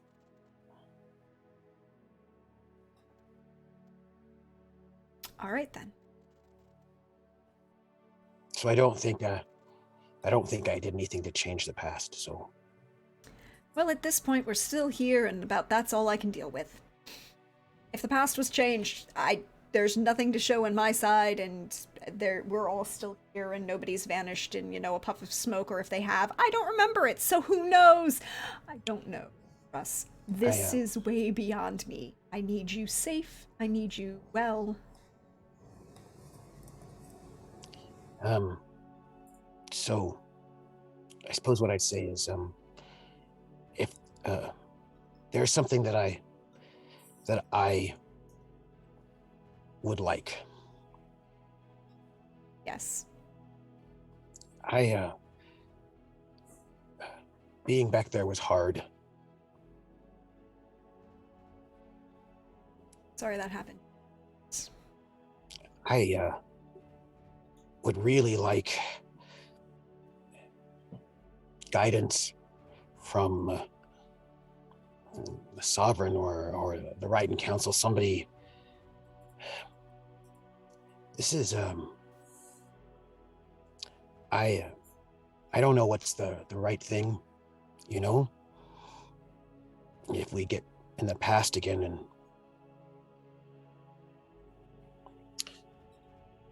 Delme said that she wants to continue existing, and so it seems like maybe doing something in the past would be a bad idea, but I don't know.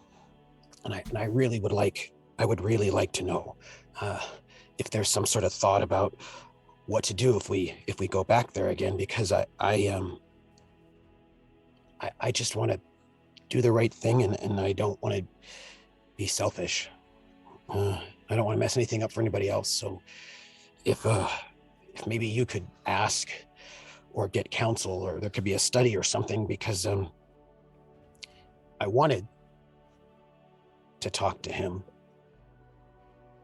but I was afraid that if I did, that would be selfish and it might hurt other people, and that wouldn't be right. So I just I don't know if there'd be some kind of, I just wanted to tell him so many things, but I was afraid that would be the wrong thing to do. And if you could maybe talk to someone to see what all the wise people and learned people think, that would be really nice, because You answer. thank you.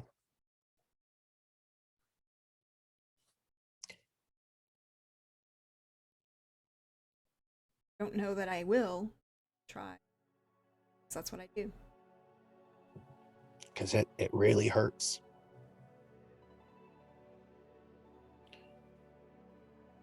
It's actually worse. Because the last time I tried and I just couldn't do anything. No matter how hard I tried, I couldn't stop it. But this time I could have stopped it, maybe. But I didn't know if it was the right thing to do. So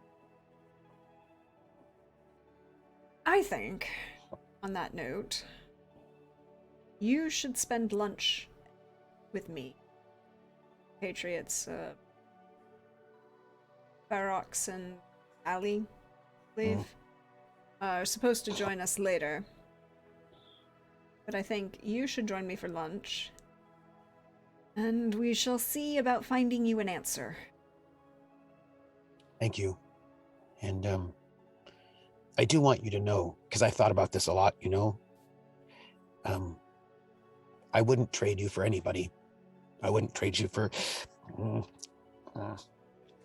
any of the riding at all. You're the only parent I ever wanted, so just so you know. I think she will, like, because this perch that you have is, like, right to the left of this little table that's there. Yeah. And I think she will just reach out and just start petting the back of your head softly. And she doesn't say anything. And Saren is kind and she's always been honest, but she isn't always necessarily verbal in her emotional expression. Part of that's her rank and position, and part of that's just who she is. You know that her affection is shown through other means. And I think that's the moment where the camera's just going to pull back on this quiet moment with Russ and Saren. I think that Russ would actually just hop off the perch and into her lap. And I think she'll just keep brushing the back of your head and just like holding you softly, not restraining you too much, but just. And then I think that's what we'll break this evening. We will be back in about 8 minutes. Everybody, stretch, refresh, get yourself some water, hydrate, all of these important things.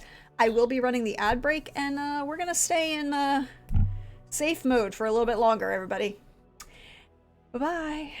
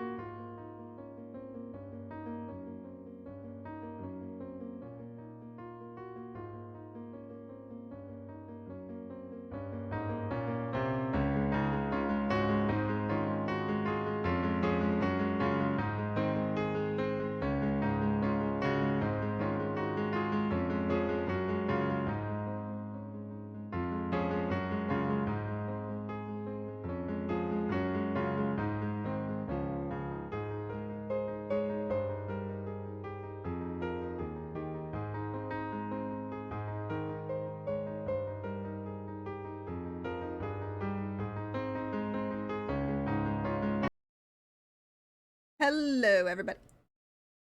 Hello. So we are going to wind the clock forward because that wonderful conversation between Russ and Saren as they kind of, bond again, that family reconnection. While Delme and Vishard were exploring the city and then also gaining insight in the temple of the Eternal Dance. But Delme, you wanted to go somewhere. Where did you wish to? Delme wanted to go visit her good friend, the library. Oh. Always a good And, place. Who are you Always a- bringing on this excursion? Well, Vashard and the menagerie is definitely coming, but I don't know. Have we met up with Russ yet in the interim? I would say that you have. I think it's one of those you met Russ as you were coming out of the temple. You went up to the main palace. I was probably area. on my way to the temple because Russ is fairly So you crossed paths on the road Mhm. as you were going up to the palace, and which again is this main huge complex area at the top of the high ward with the palace, the headquarters of the finest, the academy, university, the noble what is it called? The noble council and the riding council, areas that they meet in outside of the palace. It's a very big kind of area at the top of this, what we would, like. And so Delme, you have encouraged Russ to join you. because Russ wanted to Yes. go to church. Russ. Yeah, Russ, what is- you got little hijacked meditation. on your way to What? church and are being dragged What? down to sin and degradation. What? I think Delme will say something like, but the Sovereign's finest headquarters are this way, just with I the just assumption that Russ came wants to do from something there. there. I was wanting. Well, to let's go back. I just wanted to go to the temple of the Eternal Dance. Yeah, that's where we just came from. Oh. So- How was that? I think I traumatized and intrigued a old grandma in equal measures. Hmm. All right, but did anybody speak to you? No speaking, but I did feel their presence, so that was kind of nice. That's good. I like to tell myself that they enjoyed my stories of intemperance, and that I must go collect some more. But in the meantime, I wanted to go to the library. Yes, I know. I'm not Cecilia, but I wanted to go to the library because I have a friend there. Oh, okay. And what do we need to... My friend knows kind of everything. So I was wondering, what do we need to know? What do we need? What are the big questions we should ask and look for answers for? Hi. I just was flying in, and I just came from a meeting. The Shard. Yes. What is happening? We're going to the library. Okay. So Delme showed me around all this as only someone who's lived here could. All the good food. And Well, as much as we can get in one day. yes, that was an experience. Then we went to the Temple of the Seven, which I'll tell you about it later. Oh, all right. I was gonna go. I really want to take. If I wouldn't mind going back, Good. but no, go ahead. I want to take Ritka there. To temple. Yeah. Uh, I feel like I have a better shot getting her into the library. Yeah. I want to take her there. I want her to go.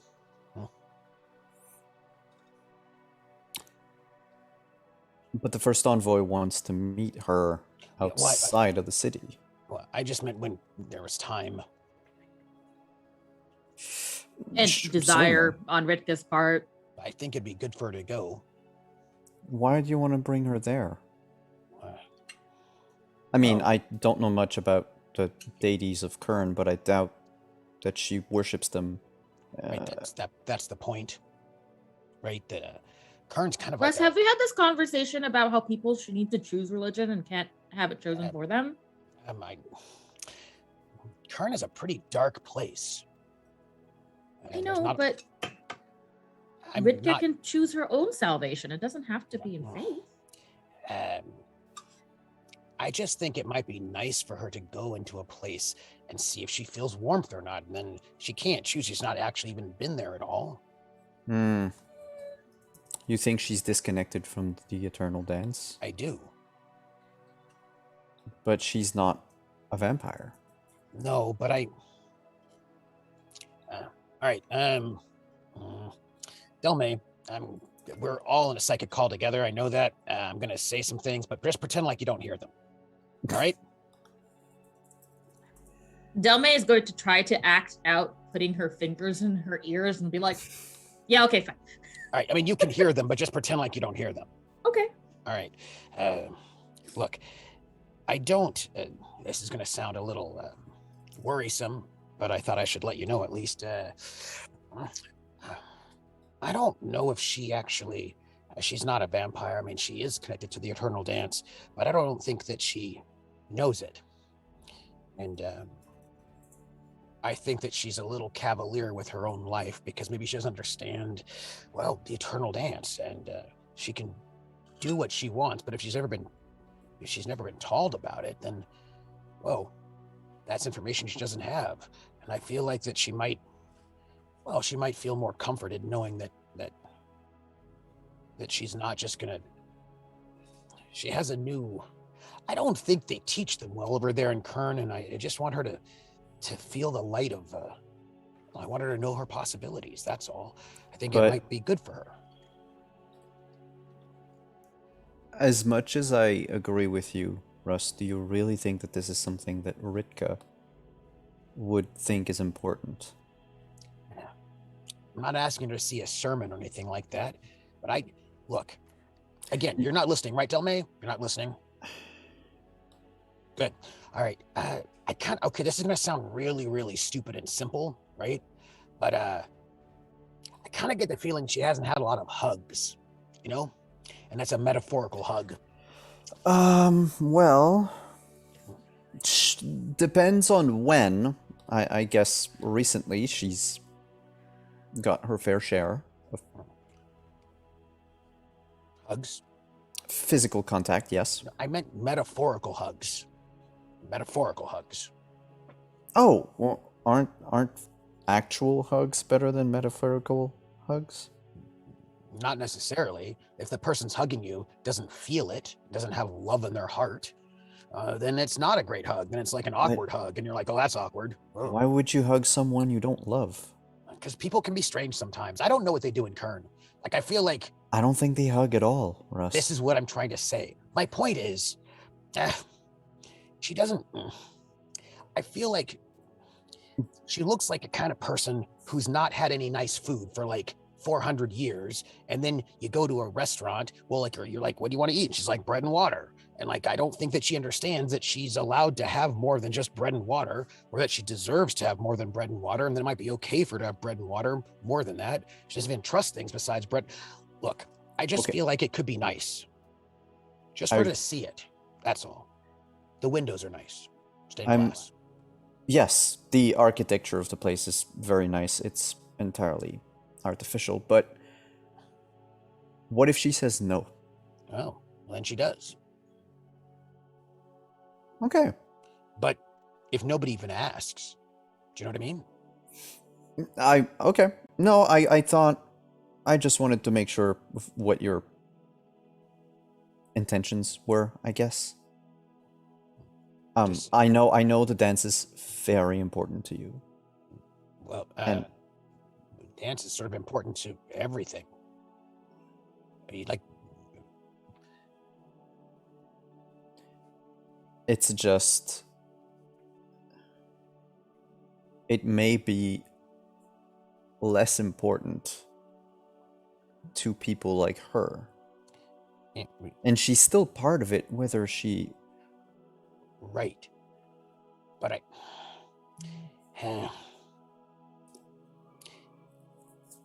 I want her to know that she's not left out of the dance, and I don't think she knows that. And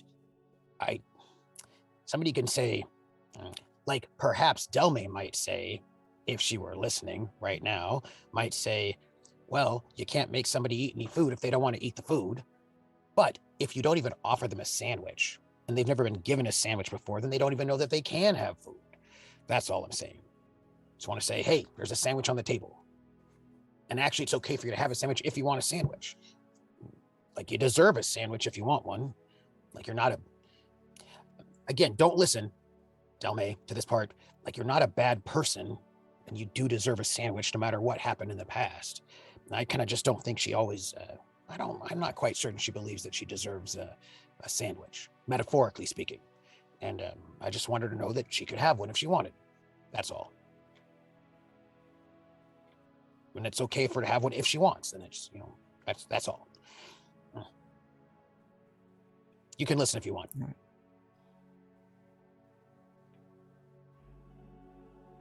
Wait, you're talking to me? Yeah, psychically, I'm just taking. Oh, right, yes. Yeah. Ouch. Here's the fingers. It was nice. It was a nice image. I enjoyed the image you sent over through your mind of you putting your fingers in your ears. It was funny. Thanks. I'm glad you didn't catch any of the other images in my mind. No? When there was that one, I didn't quite understand it. Yeah, I don't know which one it was, so I don't want to hazard a guess. There was something about I just saw a flash of a bearskin rug and wine spilled on it. Don't know what that was about, Yeah. though. Yep. Yeah, The- I was just sitting here regretting a wine stain. That's Oh. right. Yes, on the non-existent barrel. There's no bearskin rug in our house. Remember, 'cause Well, that's what Delme we doesn't have- we retconned the bearskin rug. It was like it was like a spill on a. It was like a tapestry of a some tapestry. sort. Yeah, there was like a tapestry. There was a spill on it. Yeah, no, totally regretting that. And then Delme will just wink at Bashar. Uh, Mhm. Well, if you want advice, I heard Club Soda will get out. The heck is wine that? stains. It's if you go to a tavern, you can get. If you go to a really nice tavern, it's like water with bubbles in it.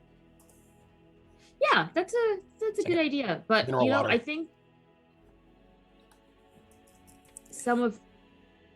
I'm sure the housekeeper has a whole book of these kinds of, the stain removal tricks, tips or tricks. I mean, wine on a rug, like that's not the first time that's ever happened.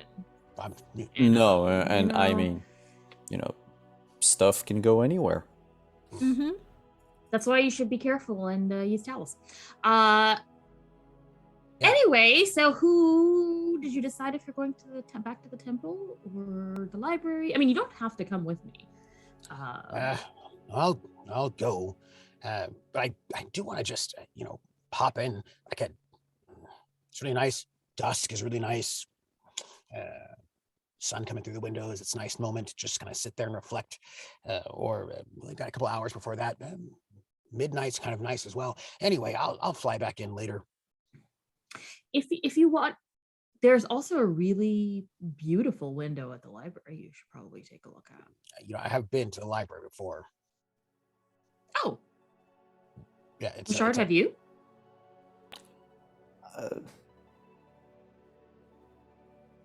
No. It's a library. There are a lot of books. Yeah, well, This isn't just I any gather. library.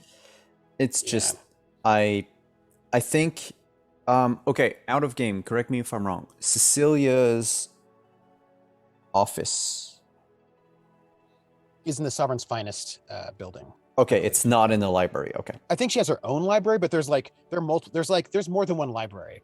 There's Yeah. Yeah, like a- this is the big one though. yeah. Yeah. So Is this I've the Royal Library?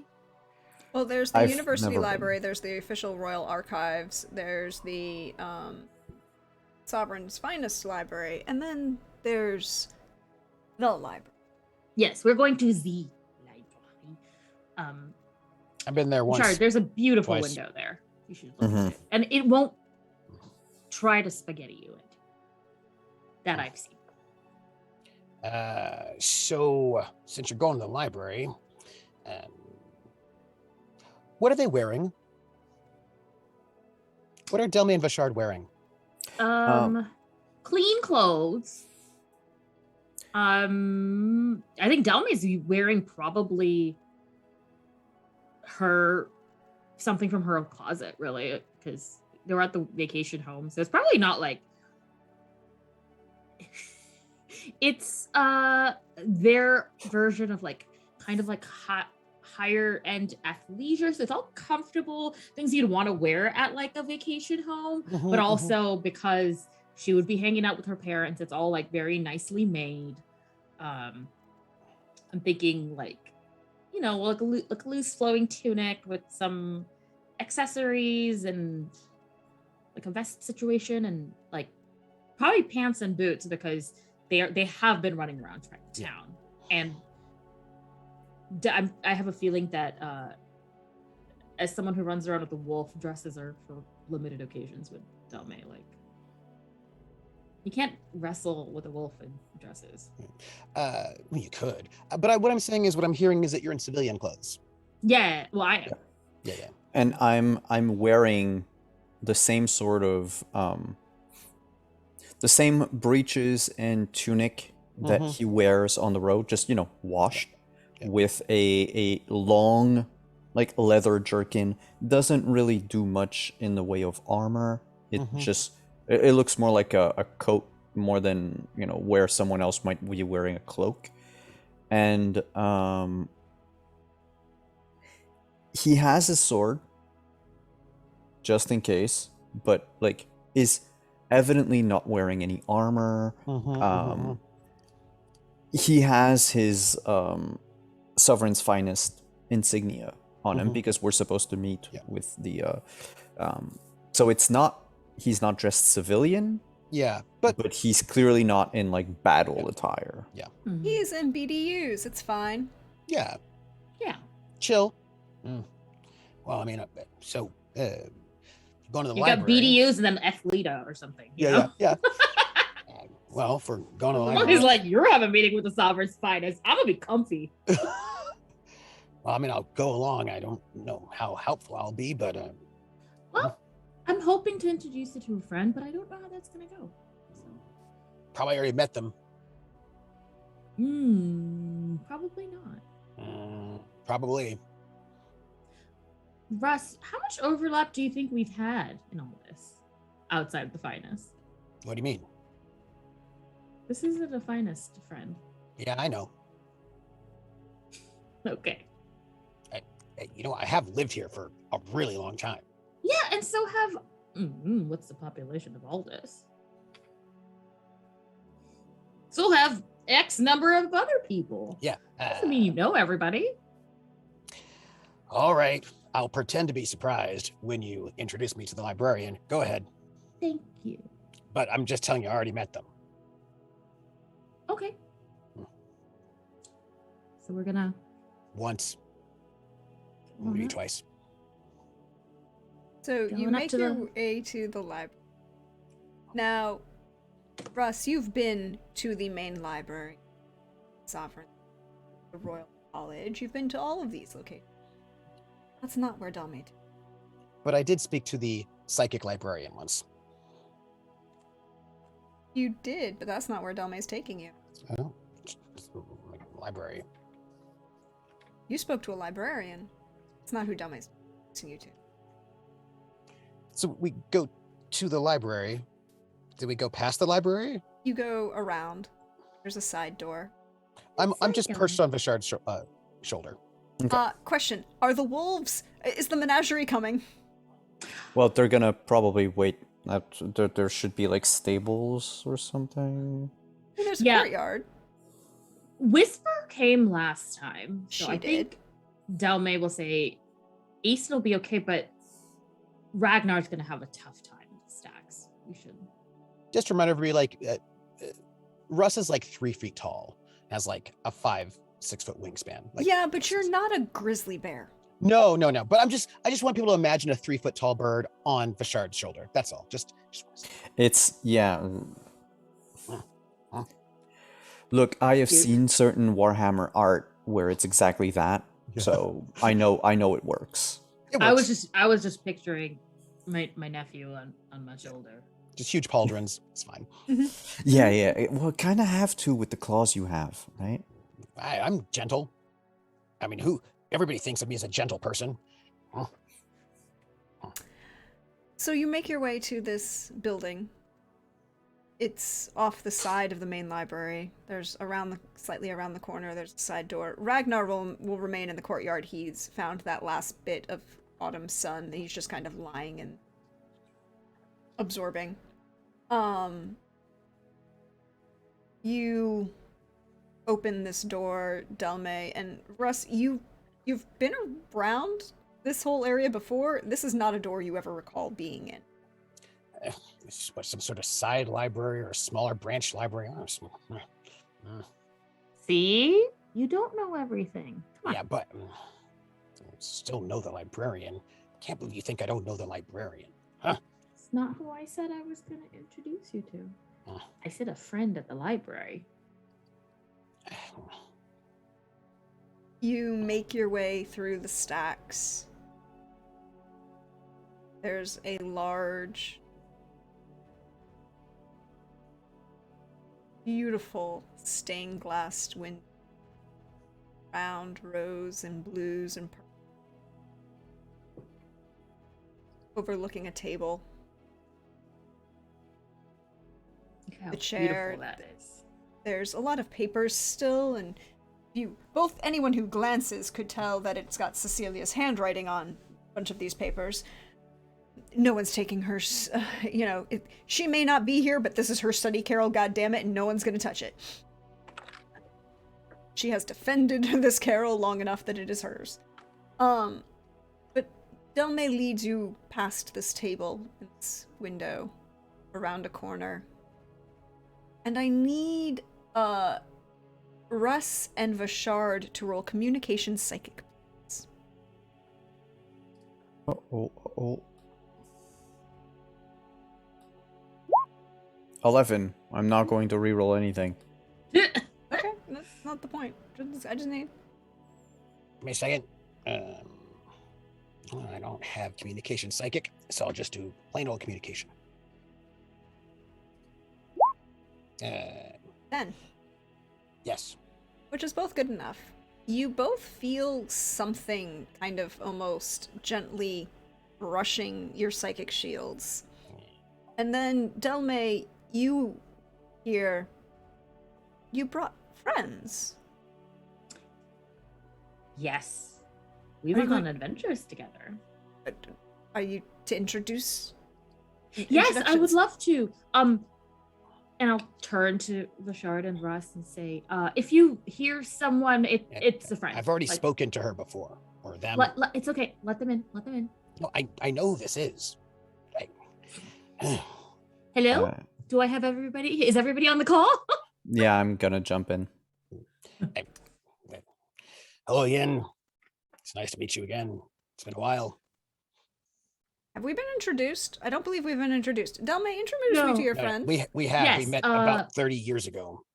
Library. This is Vashard. And this is Russ. Russ, Vashard, the library. Oh yes, you've talked to the archive. Yes. Not me. Oh. Pleasant individual, I guess. Instant personification. Oh, I'm sorry that I confused the two of you. You're both sort of incorporeal, sort of. Anyway, it's a pleasure to meet you. I am a Russet. I am a Rhyhawk. Mm. It's a protocol to say so. I'm a library. Oh, I like nice to meet you. books and stories Yes. and tales. Oh. Bashard, what And- is your reaction to a psychic entity in your brain saying, "Hi, I'm the library"? I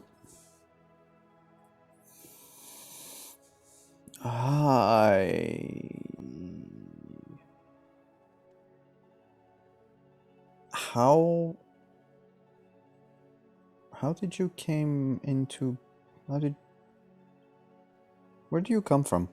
I am the library. Yes, but were you anything before you were a library? I am the library. I've always been the library. These are my shelves and my books and my knowledge. And Delme is a friend. I like having friends. I get to pick them occasionally. They do me favors, and I do them favors.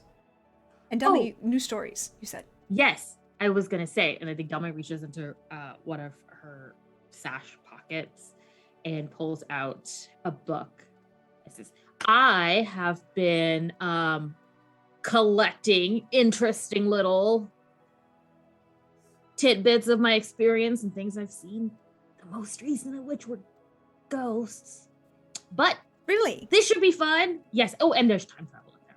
Good stuff." And she like puts the book, like files the book. Both Russ and Vishard would see briefly as Delme puts this book on the shelf. This slight glow,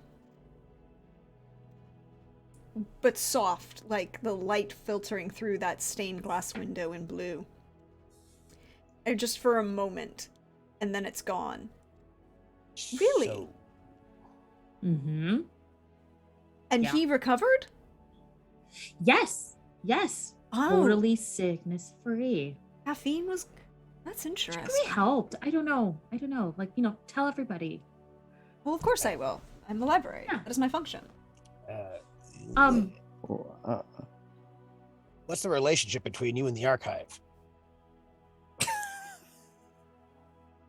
Do I ask? You are very blunt. Yes. mm. But in a different way than me. Yes. Like, are you friends? Do you trade books? Is there a rivalry? Do you try like Are you duels? lovers? Oh, well, I hadn't even thought about that. Of course. Oh. The full gamut of relationships. How does one court a library, though? I imagine by not bringing your Knowledge. books in late. Books are good. It helps build the library. Gives me more information. The archive is an offshoot, a new entity coming into being. I'm sure I'll have further conversations with them when they stop being a child. Oh. They are useful. Small repository. They like you, of the finest, I guess. I haven't really understand it that sometimes you need to branch out and have more friends. Not all your friends need to be. And she kind of, you get this impression of just this moment, Russ, of like a pause, that pause of someone trying to be. They're going to be blunt and it will be an insult, but they're trying to be courteous about the insult that's about to come out of their mouth. Squeaky. Polished. Sometimes friends that are not so polished are very useful. I like having those kind of friends. Polished friends are nice, but they all bring the same things. Forms, files, sanitized information. Sanitized information is unuseful, unhelpful. That's true. Lucky for you, my stories are uncensored. Very. Very I feel like Delme is like not exactly like a stream of consciousness writer, but very much essentially she journaled a day for journals. There's a lot of Delme feelings in there. So this leads to me to a question that I have to ponder if the appropriate response from you. Okay. How much of the 2 nights ago's interactions ended up in this journal? That not a lot, because the library had asked her more for like experiences and stories. Mhm. But It seems like that was an experience. Whoa. that being said, Delme also thinks that while it was a unique experience for her, she doesn't think that it's a unique experience for the library. Yeah, that was purely for a GM understanding, so I could have the library have the appropriate reactions. Yeah. Because I think, Delme, like the interpersonal stuff, like, oh, XYZ flirted with, like, that stuff is not going to be in there, but like things she learned about the Kurnish people, like maybe the whole thing about like, oh, it turns out like orgies were common, hugs were not, like things like that will make it in there. So you've described, and there's a moment where Bashard, you and Russ get this like presence, this weight in your mind, and it's not uncomfortable or disconcerting or oppressive, it's just there. And then there's a sensation of, you have a wyvern? Why did you not bring me such a present? Delme! Ooh, Mom said we can't bring him into the city. I mean, that is fair. Ooh. There's a sketch. I do like the sketch. It's very contrary to previous anatomical renderings. What has caused There's the no conviction, not conviction. No, what's the word I'm looking for? Corruption. Corruption, the other C word. It's because Carnage shed his own corruption. We've never seen something. Intriguing. They seem much more similar. The anatomical descriptions seem much more similar to dragons. Much bigger. Dragons are super small. These are super But big. yeah, take a dragon, but make him a big boy. Mm. Also, I don't know if this is all wyverns, but Carnage likes both. Intriguing. I will have to ascertain this. I'm sure that such a thing would be possible. Oh, Lysaea also brought me new stories. New gifts. Ooh, yes. I do want to take the whole group to go see Lysaea when everyone can. I think that would be good. She found something on her previous travels. I do not understand it yet. More knowledge is acquired. Well, She went to sea and found something. ooh, that does sound cool. Maybe we'll go to her after talking to you. I'm sure it'll be pleasant. I do like your friends. They're not yet my friends, but they're enjoyable for what they are. You're good. And I mean, do you know Cecilia? We have met. She spends a lot of time here. Well, she did. She did, and she still does, but she is not a friend. Mm. Maybe What does She that made mean? choices, and she is not a friend. What does that mean? Oh. That's unfortunate. What does that mean? Should we be concerned about that? Mm-hmm. You don't get an answer, Russ, no matter how many times you ask. Your concern is appropriate, Delme. I would feel frequently concerned for Cecilia. But I must protect myself first. Well, yes, you have a lot of important things to do, but I, on the other hand, if I can help Cecilia, I mean, that's worthy. If she needs help, I don't know. What exactly are you? I'm the library. Delma's face is just like, duh. I'm a mouse. I'm gonna make a perception psychic Okay.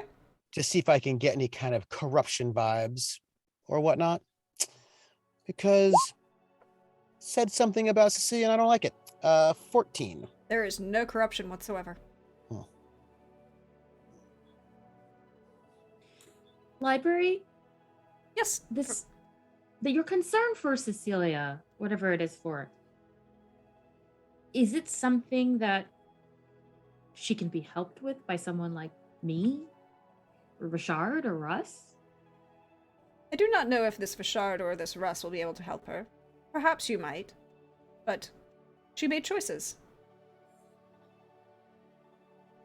And Well, but she is no longer possible of being a friend.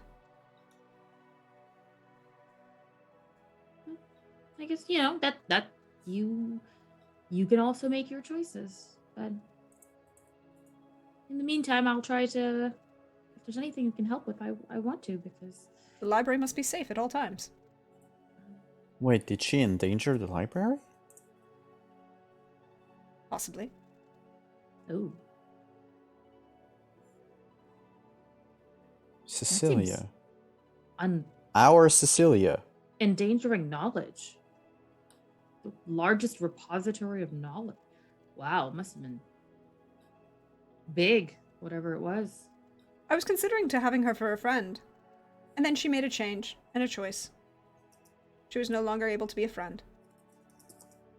You have a soul that is part of the eternal dance, or are you part of the Animus Mundi? That is an answer question I do not yet have an answer for.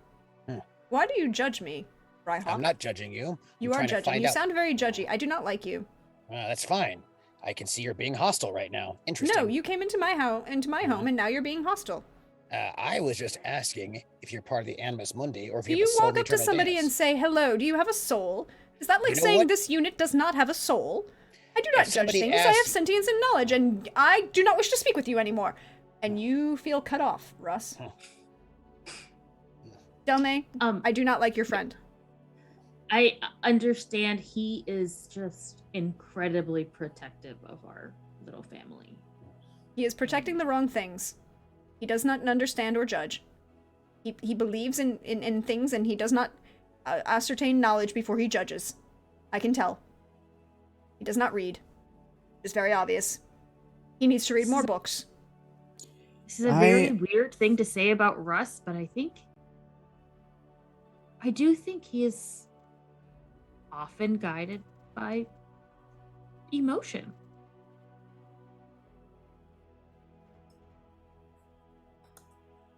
Which is, I mean, I don't know if this is clear from the readings, but that's just a really weird realization I just had, because Russ has always just been like dad scoldy rationality guy. So I'm sure. this is Well- interesting. I need to sit down. There are plenty of chairs. I know. Oh. I really don't know what to make of this. I say out loud.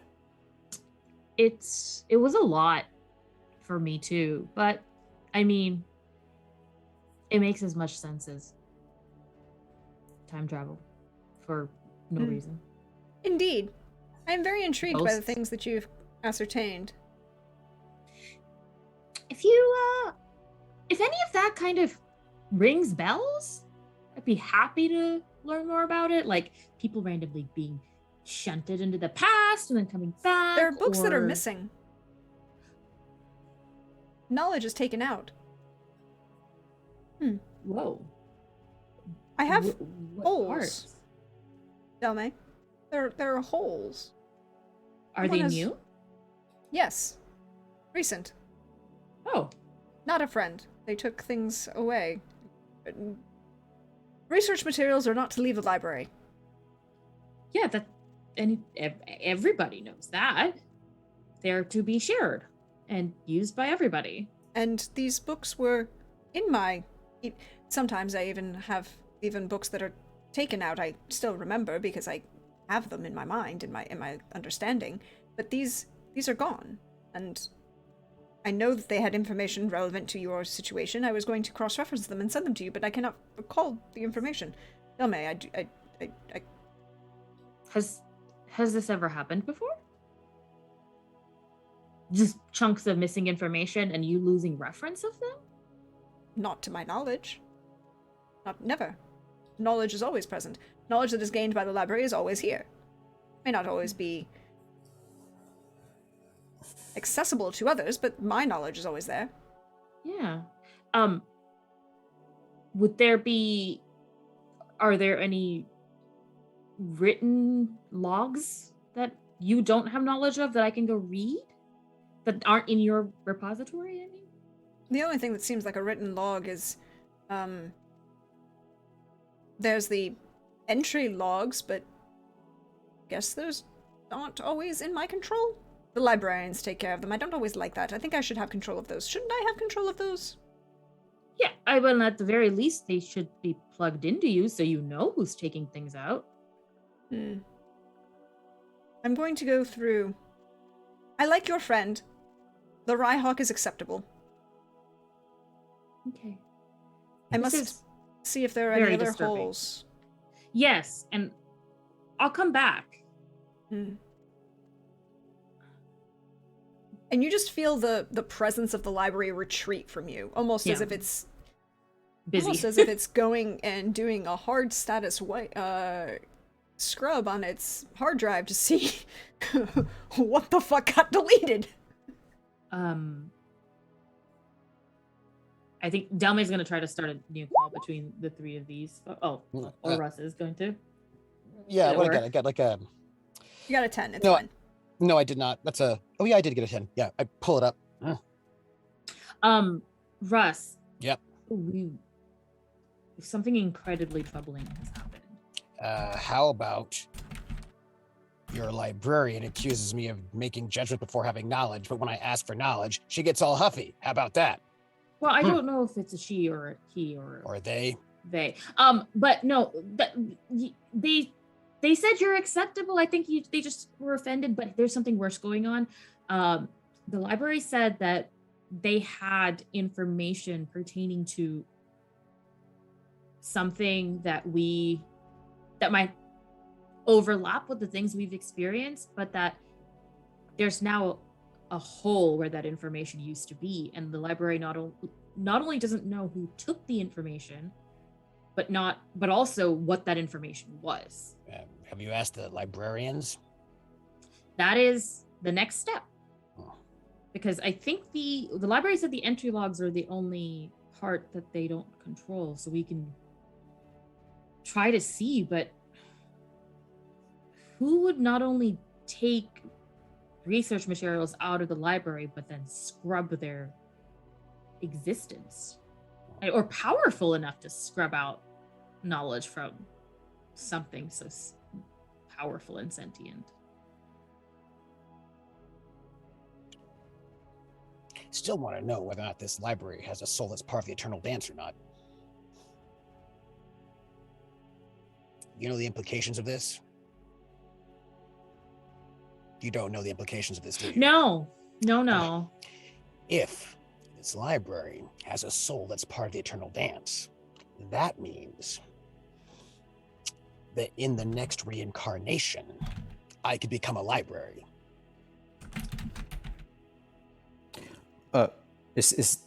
What are our thoughts on this? Because I don't know I don't know that I would enjoy being a building. I don't know either. This is a question I have. But Can I become a building? Is this Would- part of the I don't think it's the building. I think it's the Well, font of knowledge part. Would you want to be an entity that knows almost everything? I just kind of want to know how, like, is this a possibility?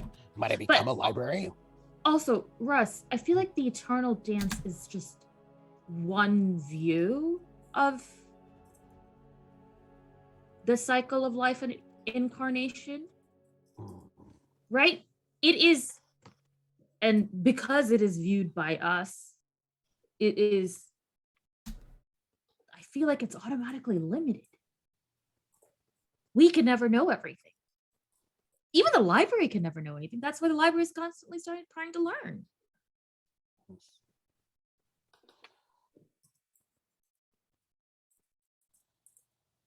Are you closing yourself off to alternate worldviews by being rigid in just the one you have? One day in your next incarnation, maybe you'll be a Raiden and you'll know a bit more.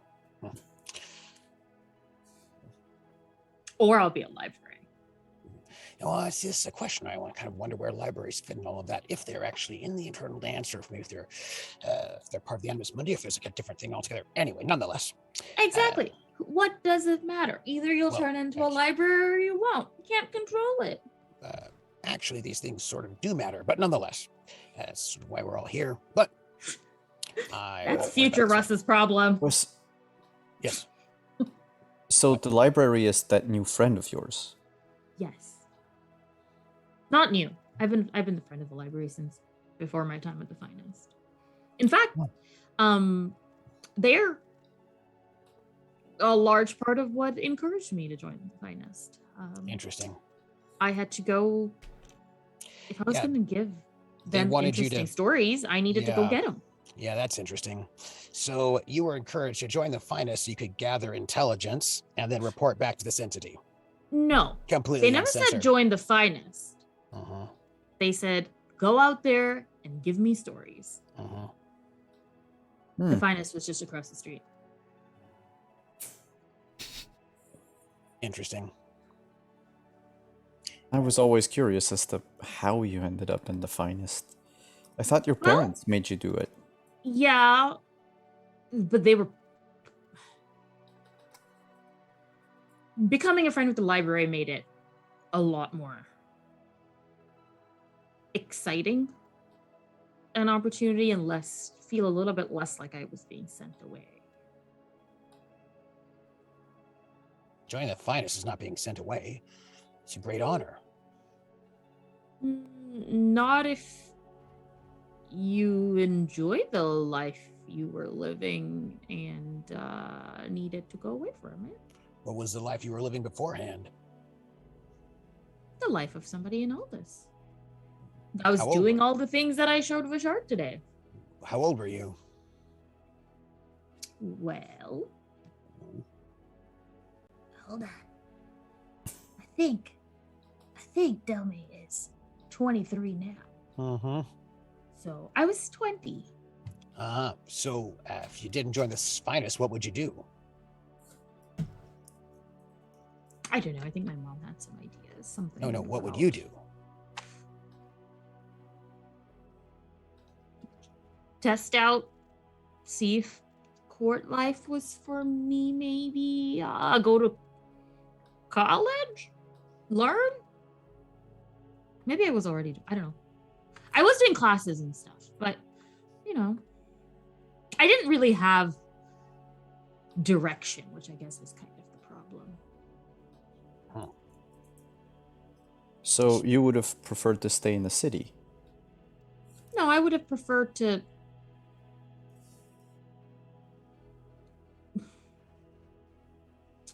I felt like a choice had been made for me. And until the library and becoming friend with the library, I didn't really see the upside in that choice being made for me. You can just say no. No. Yes. I mean, depends on who you're saying no to. Your mother's not your commanding officer. You can just tell her no. You can do what you want to my do. my mother is scarier than any commanding officer I've met. But it also wasn't coming down from my mother. What does But that hey, mean? it's all in the Wait, past. What does that mean? Doesn't matter. It's in the past. I'm here now So, with you. given the choice, you would have. No, let me rephrase that. Simon says that of Vishard. Vishard says. So, what you mean to say is that you didn't enjoy your time at the Pavin Wheel because it wasn't the city? No, I didn't say that. Okay. The Pavenwood was my home. But then I was taken from that home to here. And it took me a while to adjust, but then I made my home here. And then that was taken from me too. And Wait a minute. Nope. Nope. Can we have this conversation outside of this building, if you don't mind? I'm not saying anything the library doesn't know. All Also, the library's busy. right. They're very concerned about the holes in their knowledge, which we're also concerned about, so it's fine. Yeah, when you say was taken away from you, I'd like to revisit that comment. That's a bit of a strange comment, because technically you still live here. And when you go off into the finest, you travel for a bit, and you're not like an endless wanderer like some people. You come back home. So, what exactly was taken away from you? And who Russ, did it? I haven't lived here in 3 years.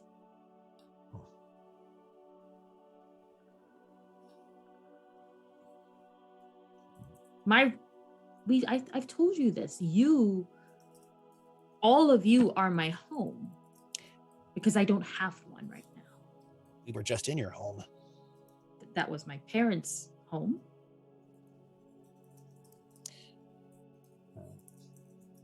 It was the home we vacationed in when we needed to get out of town. You seem to have a very good relationship with your mother. There seems to be no break there between you two. It's had its moments. Like any relationship with a parent. Bashard, Hmm.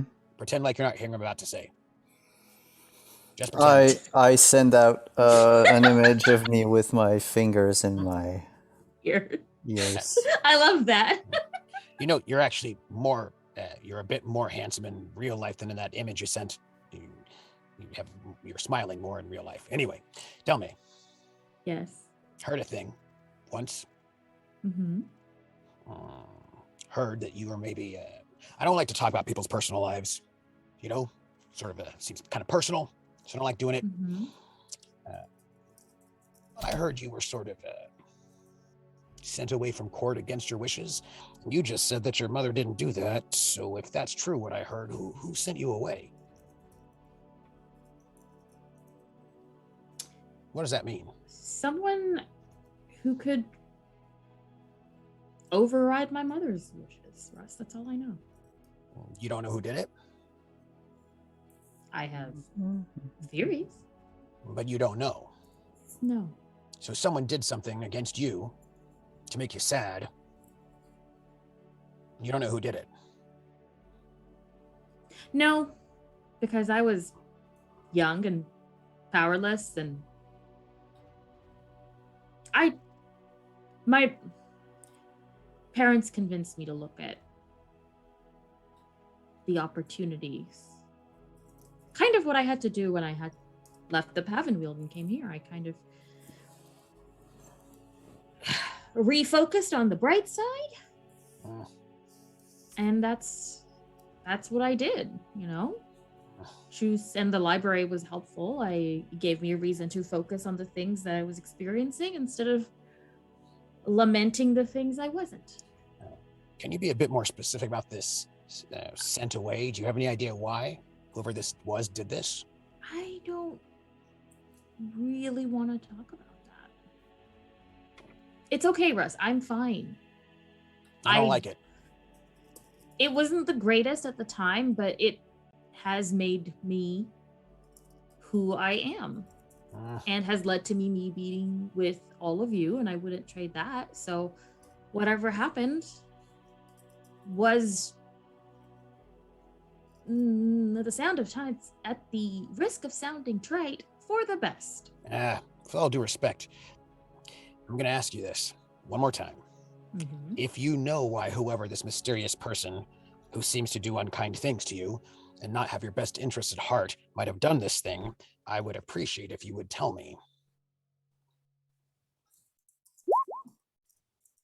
Why? There's nothing to be done.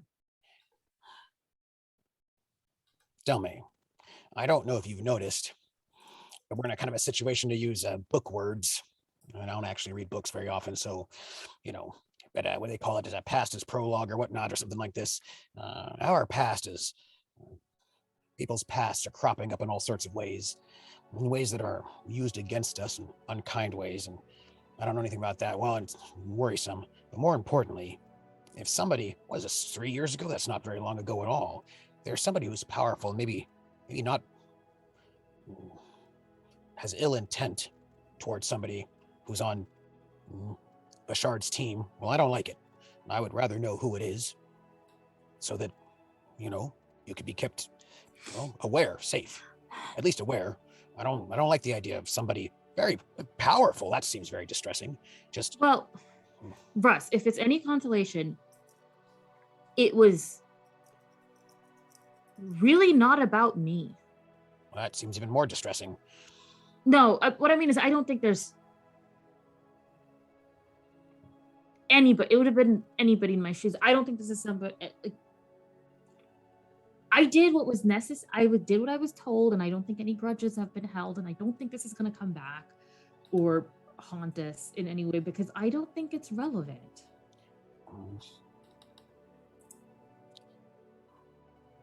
Elme, you are special.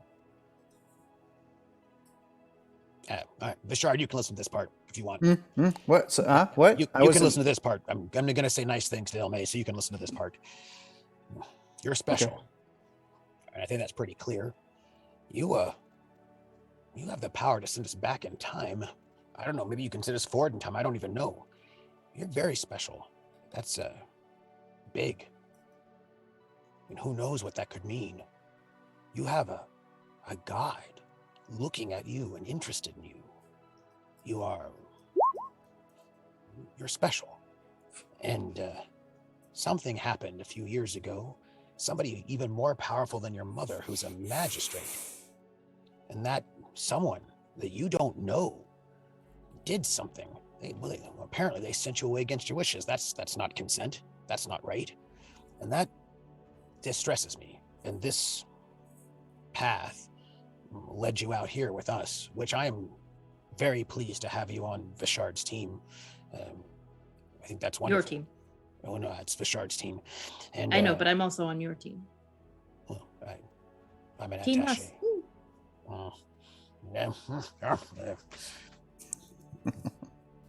What I mean to say is there's a lot of people who have interest in various parts and pieces and people rumbling about in people's minds and all of that, and a lot of untoward things going on that seems bigger than just this or that. And we're talking about a moment that got you brought here. And I'm going to say something else, and as you know, because it sort of came out, that I was asked to let's say, mentor you a bit, just to make sure you're all right. Seems a bit odd to me, but I was like, all right, I suppose I can do it.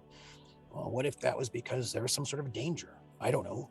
I just don't like the idea that there might be some sort of anonymous or unknown, very powerful person that had some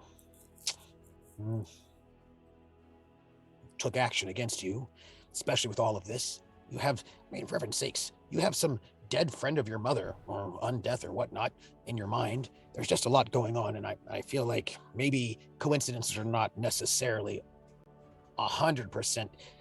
Maybe we shouldn't just dismiss them as coincidences so easily. We should maybe, I just want to make sure if there's somebody who's moving against you, I want to know who they are, so I can just see what kind of moves they're making. And if somebody were moving against me, I think my mom would also tell us. But I think the reason she asked you to watch out after me is because I was coming in as this lost kid. Right? And it was just, I think it was more of a keep an eye on my kid, make sure she doesn't do anything stupid kind of a thing. Not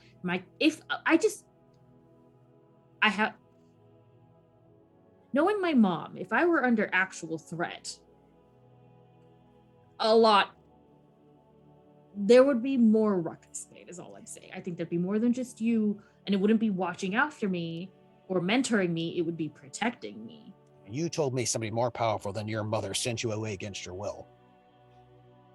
Yes, but I don't think it was malice intended towards me. I don't have all the information. This makes me uncomfortable. I understand. But if it ever becomes more relevant, I will let you know. But in the meantime, we should really look into why things relating to what we've experienced has suddenly started disappearing from the library, because that is not great. And I also need to introduce you to another friend. This one's a person, though. And is a part of the Eternal Dance, as far as I know. Shard, Hmm. doesn't this distress you at all? I wouldn't say distress, Russ. It's peculiar. I mean, who am I to judge Delmay's life All I know is before us? All I know is that Delme told me she didn't want to leave, and that she was sent away against her will, and I don't like that. That's all. I don't like that either.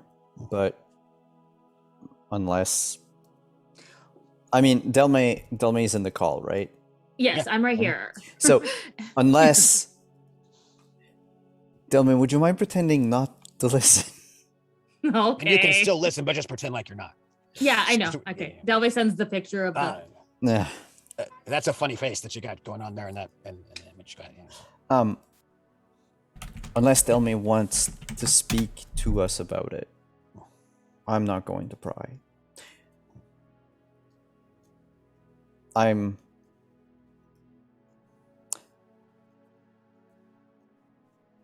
I didn't trust Ritka when she came with us, when we discovered who she was. Yeah. And there were so many questions I asked and things that, but in the end it didn't matter because, well, I don't know why exactly.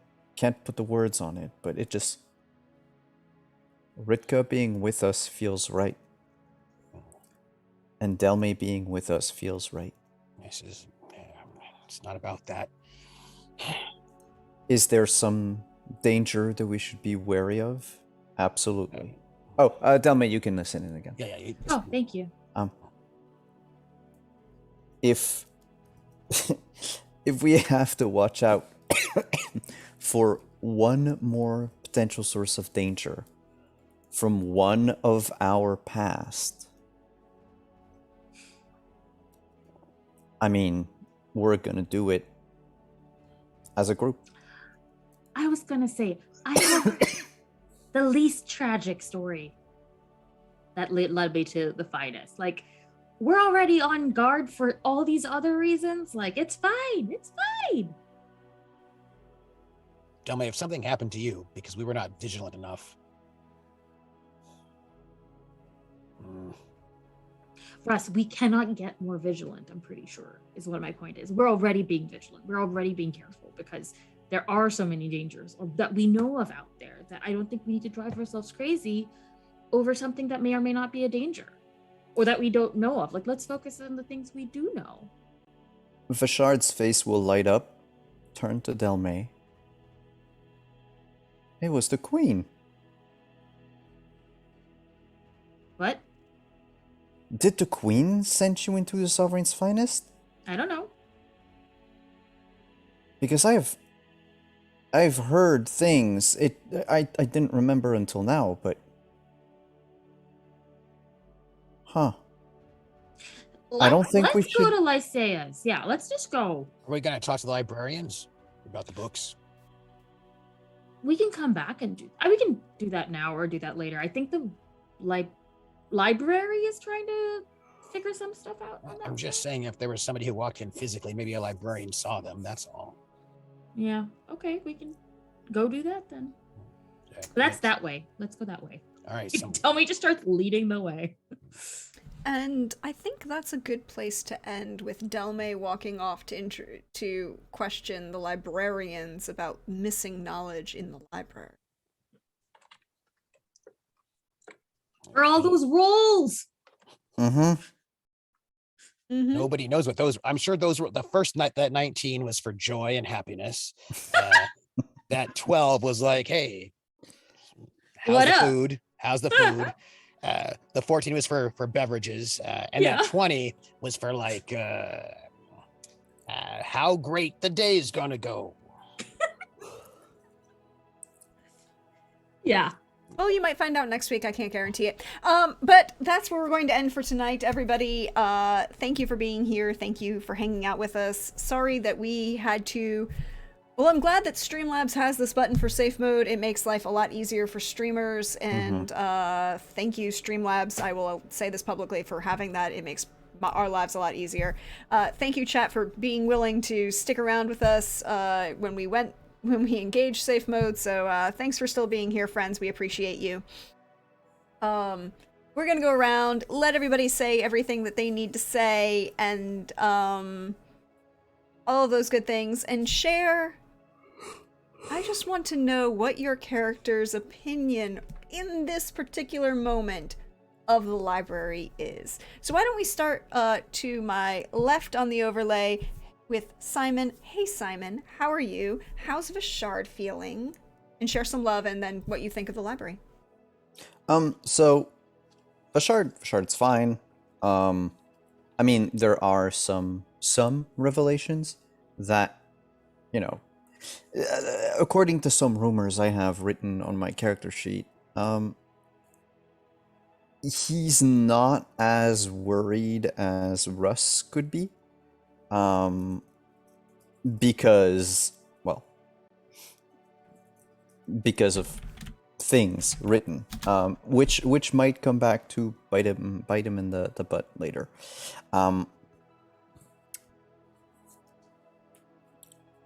Vishard is confused about the library because he always thought that you had to be alive to be able to communicate, even psychically, which means that the library is alive, which he thinks that the library used to be like a tree ant or something that got turned into, or something like that. He's curious. He wants to know. But yes. Curious about the library, always a good thing to be. And then as far as Simon goes, Simon's worried about the rolls. Of course, because there were rolls. Simon want to know more about what happened to Delmay when she was living in all this, because I need to fill out the rest of the character sheet for that. And at the same time, I mean, Simon would like for Russ to be happy.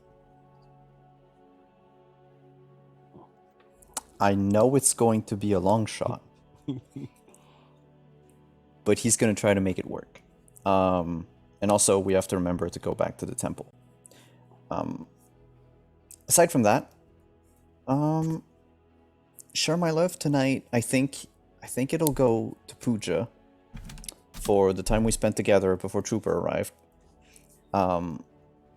Because it was a nice sort of like date-ish. Yeah.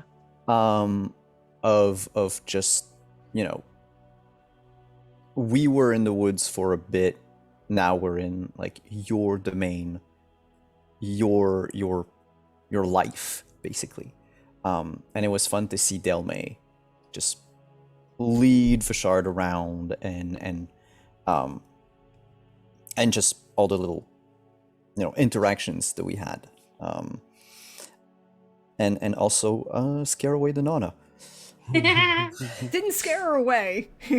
Just lightly Intrigued scandalized. her. Yeah. There was scandal. Scandalized and maybe perhaps tantalized. So you'll be able to find me on Wednesday, both here and before the stream for Witcher. Because it's the last Wednesday of the month, so I'll be over on Cyberpunk Uncensored, and then I'll hop into this game. This channel, ASAP. Then on Thursday, we're going to be back with Sentinels of the Multiverse after our 2-week break. Then on Friday, I don't think I have anything this week, but I have special stuff coming up that's going to happen. So I'll keep everyone posted. Saturday, we're back with some Scion. If everything is schedule-wise, Fitz, we're gonna have our first guest next week, or it's going to be the week after. And then on next Sunday, I'll be back here for some Blue Rose. Yes, indeed. We look forward to seeing that. Wait. So much drama coming this week. And then we're going to hop over me and go to Pooja. Hello, Pooja. How are you doing? And share some love and what Delmay's feeling about the library now that she's introduced her physical friends to her metaphysical friend. Hey everybody, I am Pooja. I have been playing Delmay tonight, and as far as socials, you can find me at Pooja on Twitter and at Jabberwocky on Instagram and in the Twitch chat. As for Delmay, she is feeling she was pretty excited to introduce Russ and Vashar to the library, because Delmay is just one of those people who likes her friends to get along. She's like, I think in this world, if she had a home, she'd host parties and have all of her friends from different places meet and hang out because she wants them to be friends too. Like, that's just her approach to things. And so she's very excited to meet, to introduce them to one another. And I think she's pretty concerned about someone taking out relevant knowledge. Like, that's just a big no-no. And besides that, I think she really, she got to spend a day with the guy she likes running around her city, and that's just a good time. Mm-hmm. And I think it was nice for her to be she's never been the person who knows where they're going, what they're doing, what they're looking at, and so it was a nice change for her to actually be able to like showcase her knowledge on a place. So that was good. And I think as far as Russ goes, her realization that for someone who claims to be guided by logic, Russ is guided so much by emotion. Oh my God. He never claimed to be guided by logic. He just that was Delmay's interpretation of him, right? Yep. So like I think there's like a reconfiguration of how she views Team Dad now. Yeah. And it's so that was a interesting moment for her. And I'm excited for next week and figuring out how horribly those roles are going to affect us. As for my love, I think my love has to go tonight to Team Dad getting Mom. Oh, so cute. I don't know. I had a lot of feelings about Russ, and I think my mission, and therefore Delmay's mission, is to allow make Russ let her love him. Like, I feel like this was Delmay's mission with Vashard, when Vashard was like, I'm super disconnected. My only link bonds are to myself. Delmay was like, no. She's like, excuse me, we are gonna elbow our way into that that system, and I feel like Russ is the next target. Because Russ, you are loved, and you will let us love you. You don't have a choice in the matter. I'm not disputing. What?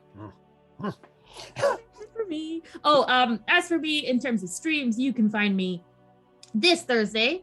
Today's Sunday. You can find me on Tuesday on the Flights of Fandom show on Manapot Studios channel, where we're doing part 2 of the Firefly flight, where we are reclaiming the Fireflyverse from its toxic creators and having a lot of fun in the process. On Thursday, you can find me over on Simon's channel playing Sentinels of the Multiverse and being led through comic book shenanigans. And yes, as far as this month, then I'll be back here on September. But more things will come in October, and you can keep up with where I am at the link in my bio on Twitter. Yes. So see you next week in the meantime. See you next week, because I am sure that everything will be fine. Well, and last but never least, hey Trooper, how you doing? How you feeling? I'm doing well. Trooper SJP. Gosh, I suppose the question was, how do you feel at the library? Yes, how does Russ feel about the library? Well, Russ is like, oh wait, you're not the archive? Oh, all right, well, that's different. But then the library said some things. Like, said some things about Cecilia, and Russ doesn't like that. Cecilia's his best friend. So I don't know what that was all about. Didn't like it. And then the library wants to gather all information from Delme. Russ likes Delme, doesn't like that. Doesn't know what this is all about. Just kind of wanted to get a sense of like what's going on with this library. Like, is this library is this library a person that one can reincarnate into or not? Like, will somebody become a library, or are they like? Is it a different what is their part in the sort of larger space? People often get confused about Raiden. They don't know if they're like, if they're part of the internal. Like, that's why you have to announce yourself so they know. It's a thing that you do, and But like Russ was just curious to like find out what's going on with the library. But then the library, Russ is like, I don't know about this. I don't know about it. It's just doesn't know about it. I mean, the library felt that you were very rude to it. Yeah, and you know what? I feel like the library was rude to me in a very kind of suspicious way. It's fine. Interesting. We'll see. What's up with that library? We don't know about this. It's jury's out on the library. We don't know about it. We'll find out. Perhaps. But Russ is feeling good about Vashard. Vashard's doing really well. Russ is very proud and very excited about Vashard. Russ is very concerned about Delme right now. Russ wasn't as concerned about Delme, and then once that little bit, like, I didn't want to leave, but then I had to, and it wasn't my mom that sent me away. Russ was like, nope, don't like that at all, because that means there's something going on behind the scenes. And there's been a lot of stuff going on behind the scenes with a bunch of people, and we don't know what it is. And he's very concerned that like somebody's gonna come up and harm people that he cares about, and he won't be able to do anything about it because he won't see it coming. And he's very concerned about that right about now, especially after that conversation with his mother. He's feeling a little bit vulnerable about the people in his life, and he doesn't want anything bad to happen to them and him not be able to do anything about it. Like, he's like, if there's like things, I should know the things. I should get the knowledge so that just in case, he's a little worried that Delme's like, it's fine. He's like, what if it's not fine? What if there's something going on? And I want to be able to like know, right? Like he wants to scout for her because he's worried. He's worried about her now. He wasn't as worried about her, but now he is, because there are a lot of things going on that are way above their pay grade, and he's concerned. That's all. He's concerned about her. So he's worried. He wants her to be okay. He doesn't want there to be any kind of shenanigans going on that might, because like, what if there's a conspiracy or a plot or who knows what? So he's trying to figure out how he can be aware, know the things, when he doesn't know all the things. So he's a little concerned about being able to do his job as a scout, right? To sort of get info to sort of keep everybody safe. So he's a little on edge, and that's where he's at. And he's also now worried about like Cecilia, what people are saying about Cecilia. He's worried about Ritka because he doesn't know what people are going to do. Like, he's got concerns because he just wants to gather enough information so he can present it to the right people so that good decisions can be made. And he doesn't have all the information he needs. So that concerns him. That's where he's at. And of course, I want to give love to Delme for... I want to give love for Delme for there's an interesting layer. Like, the top layer is like, everything's cool and I have fun. But then there's like this little under layer of like, I don't know how true that is always, right? There's this sort of sense of loss and lack of agency, and sort of slightly things out of control, but not in a fun, chaotic way, but in a sort of like, I didn't necessarily have a choice not for that kind of a way. And so there's it's just like a beautiful sort of set of layers that Pooja is doing right there that sort of gives you like this sort of front-facing Delme, and then sort of other Delme behind, which is really good. Love that. Love that. I love that very much. And Simon, love to Simon for just like I got to come in during Simon's journey in the temple, and I'm very excited to see where that's going. And I love to see the Vashard in all this now after all that has happened is a different Vashard. There's a lightness to Vashard, and it's lovely. And then also love to Prax for being the best army mom ever. Best Sovereign's finest mom in that very complicated way where somebody is like, not like a warm, gushy person, but still like they've got this, you know, deep heart, and like that being very, very apparent. And it was very lovely. Thank you. And where we find you? Oh, you can find me at Trooper SJP. That's me on the Twitch, or Academic Foxhole on the Twitter. You can find me on Friday on my channel for City of Light and Shadow, boop, boop, boop, Fate French Resistance campaign, and then Wednesday and then Sunday, of course, here for the Witcher and the Blue Rose. Although I'm probably swapped for you all, but you know, and yeah, that's where you find me. Da, da, da. I'm sure it will be great. And yes, we will. Hey everybody, I am your friendly neighborhood Prax, or at Deirdre on Twitter. Thank you for being here. Thank you everyone who watches on YouTube. I do see all of you. I see all of those comments. I respond to all of them. Thank you for all of the love we get over there. We will be back on Wednesday with some more Witcher Roads Home. And y'all,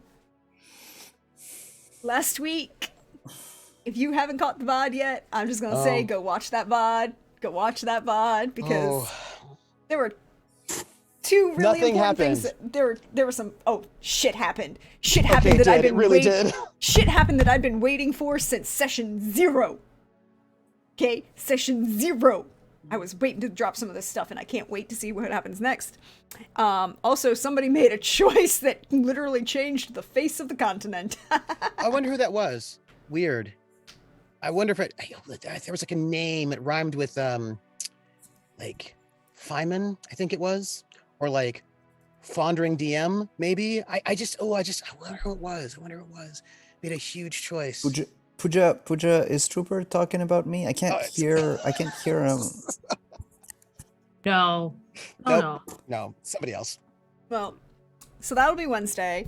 Then Friday at 3 p.m. Eastern, we have this our second to last solo episode for Starblade Battalion Seeds, our Mechton campaign with our dear friend Pope Worldbuild, who will be here. And I'm just here because I'm looking forward to seeing what'll happen with Watcher.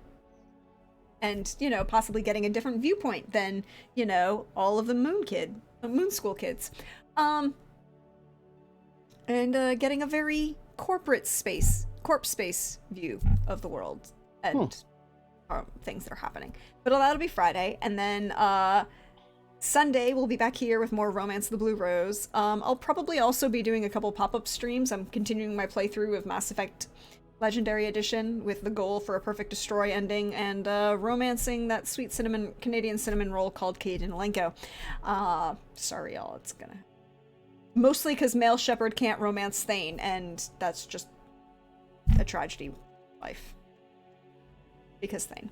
But other than that, check my Twitter because I always post where I'm going to be, all the fun, wonderful, fabulous folks that I get to hang out with. Like these fine people here. Follow them, talk to them, see what their life is going on. And until next time, bye everybody.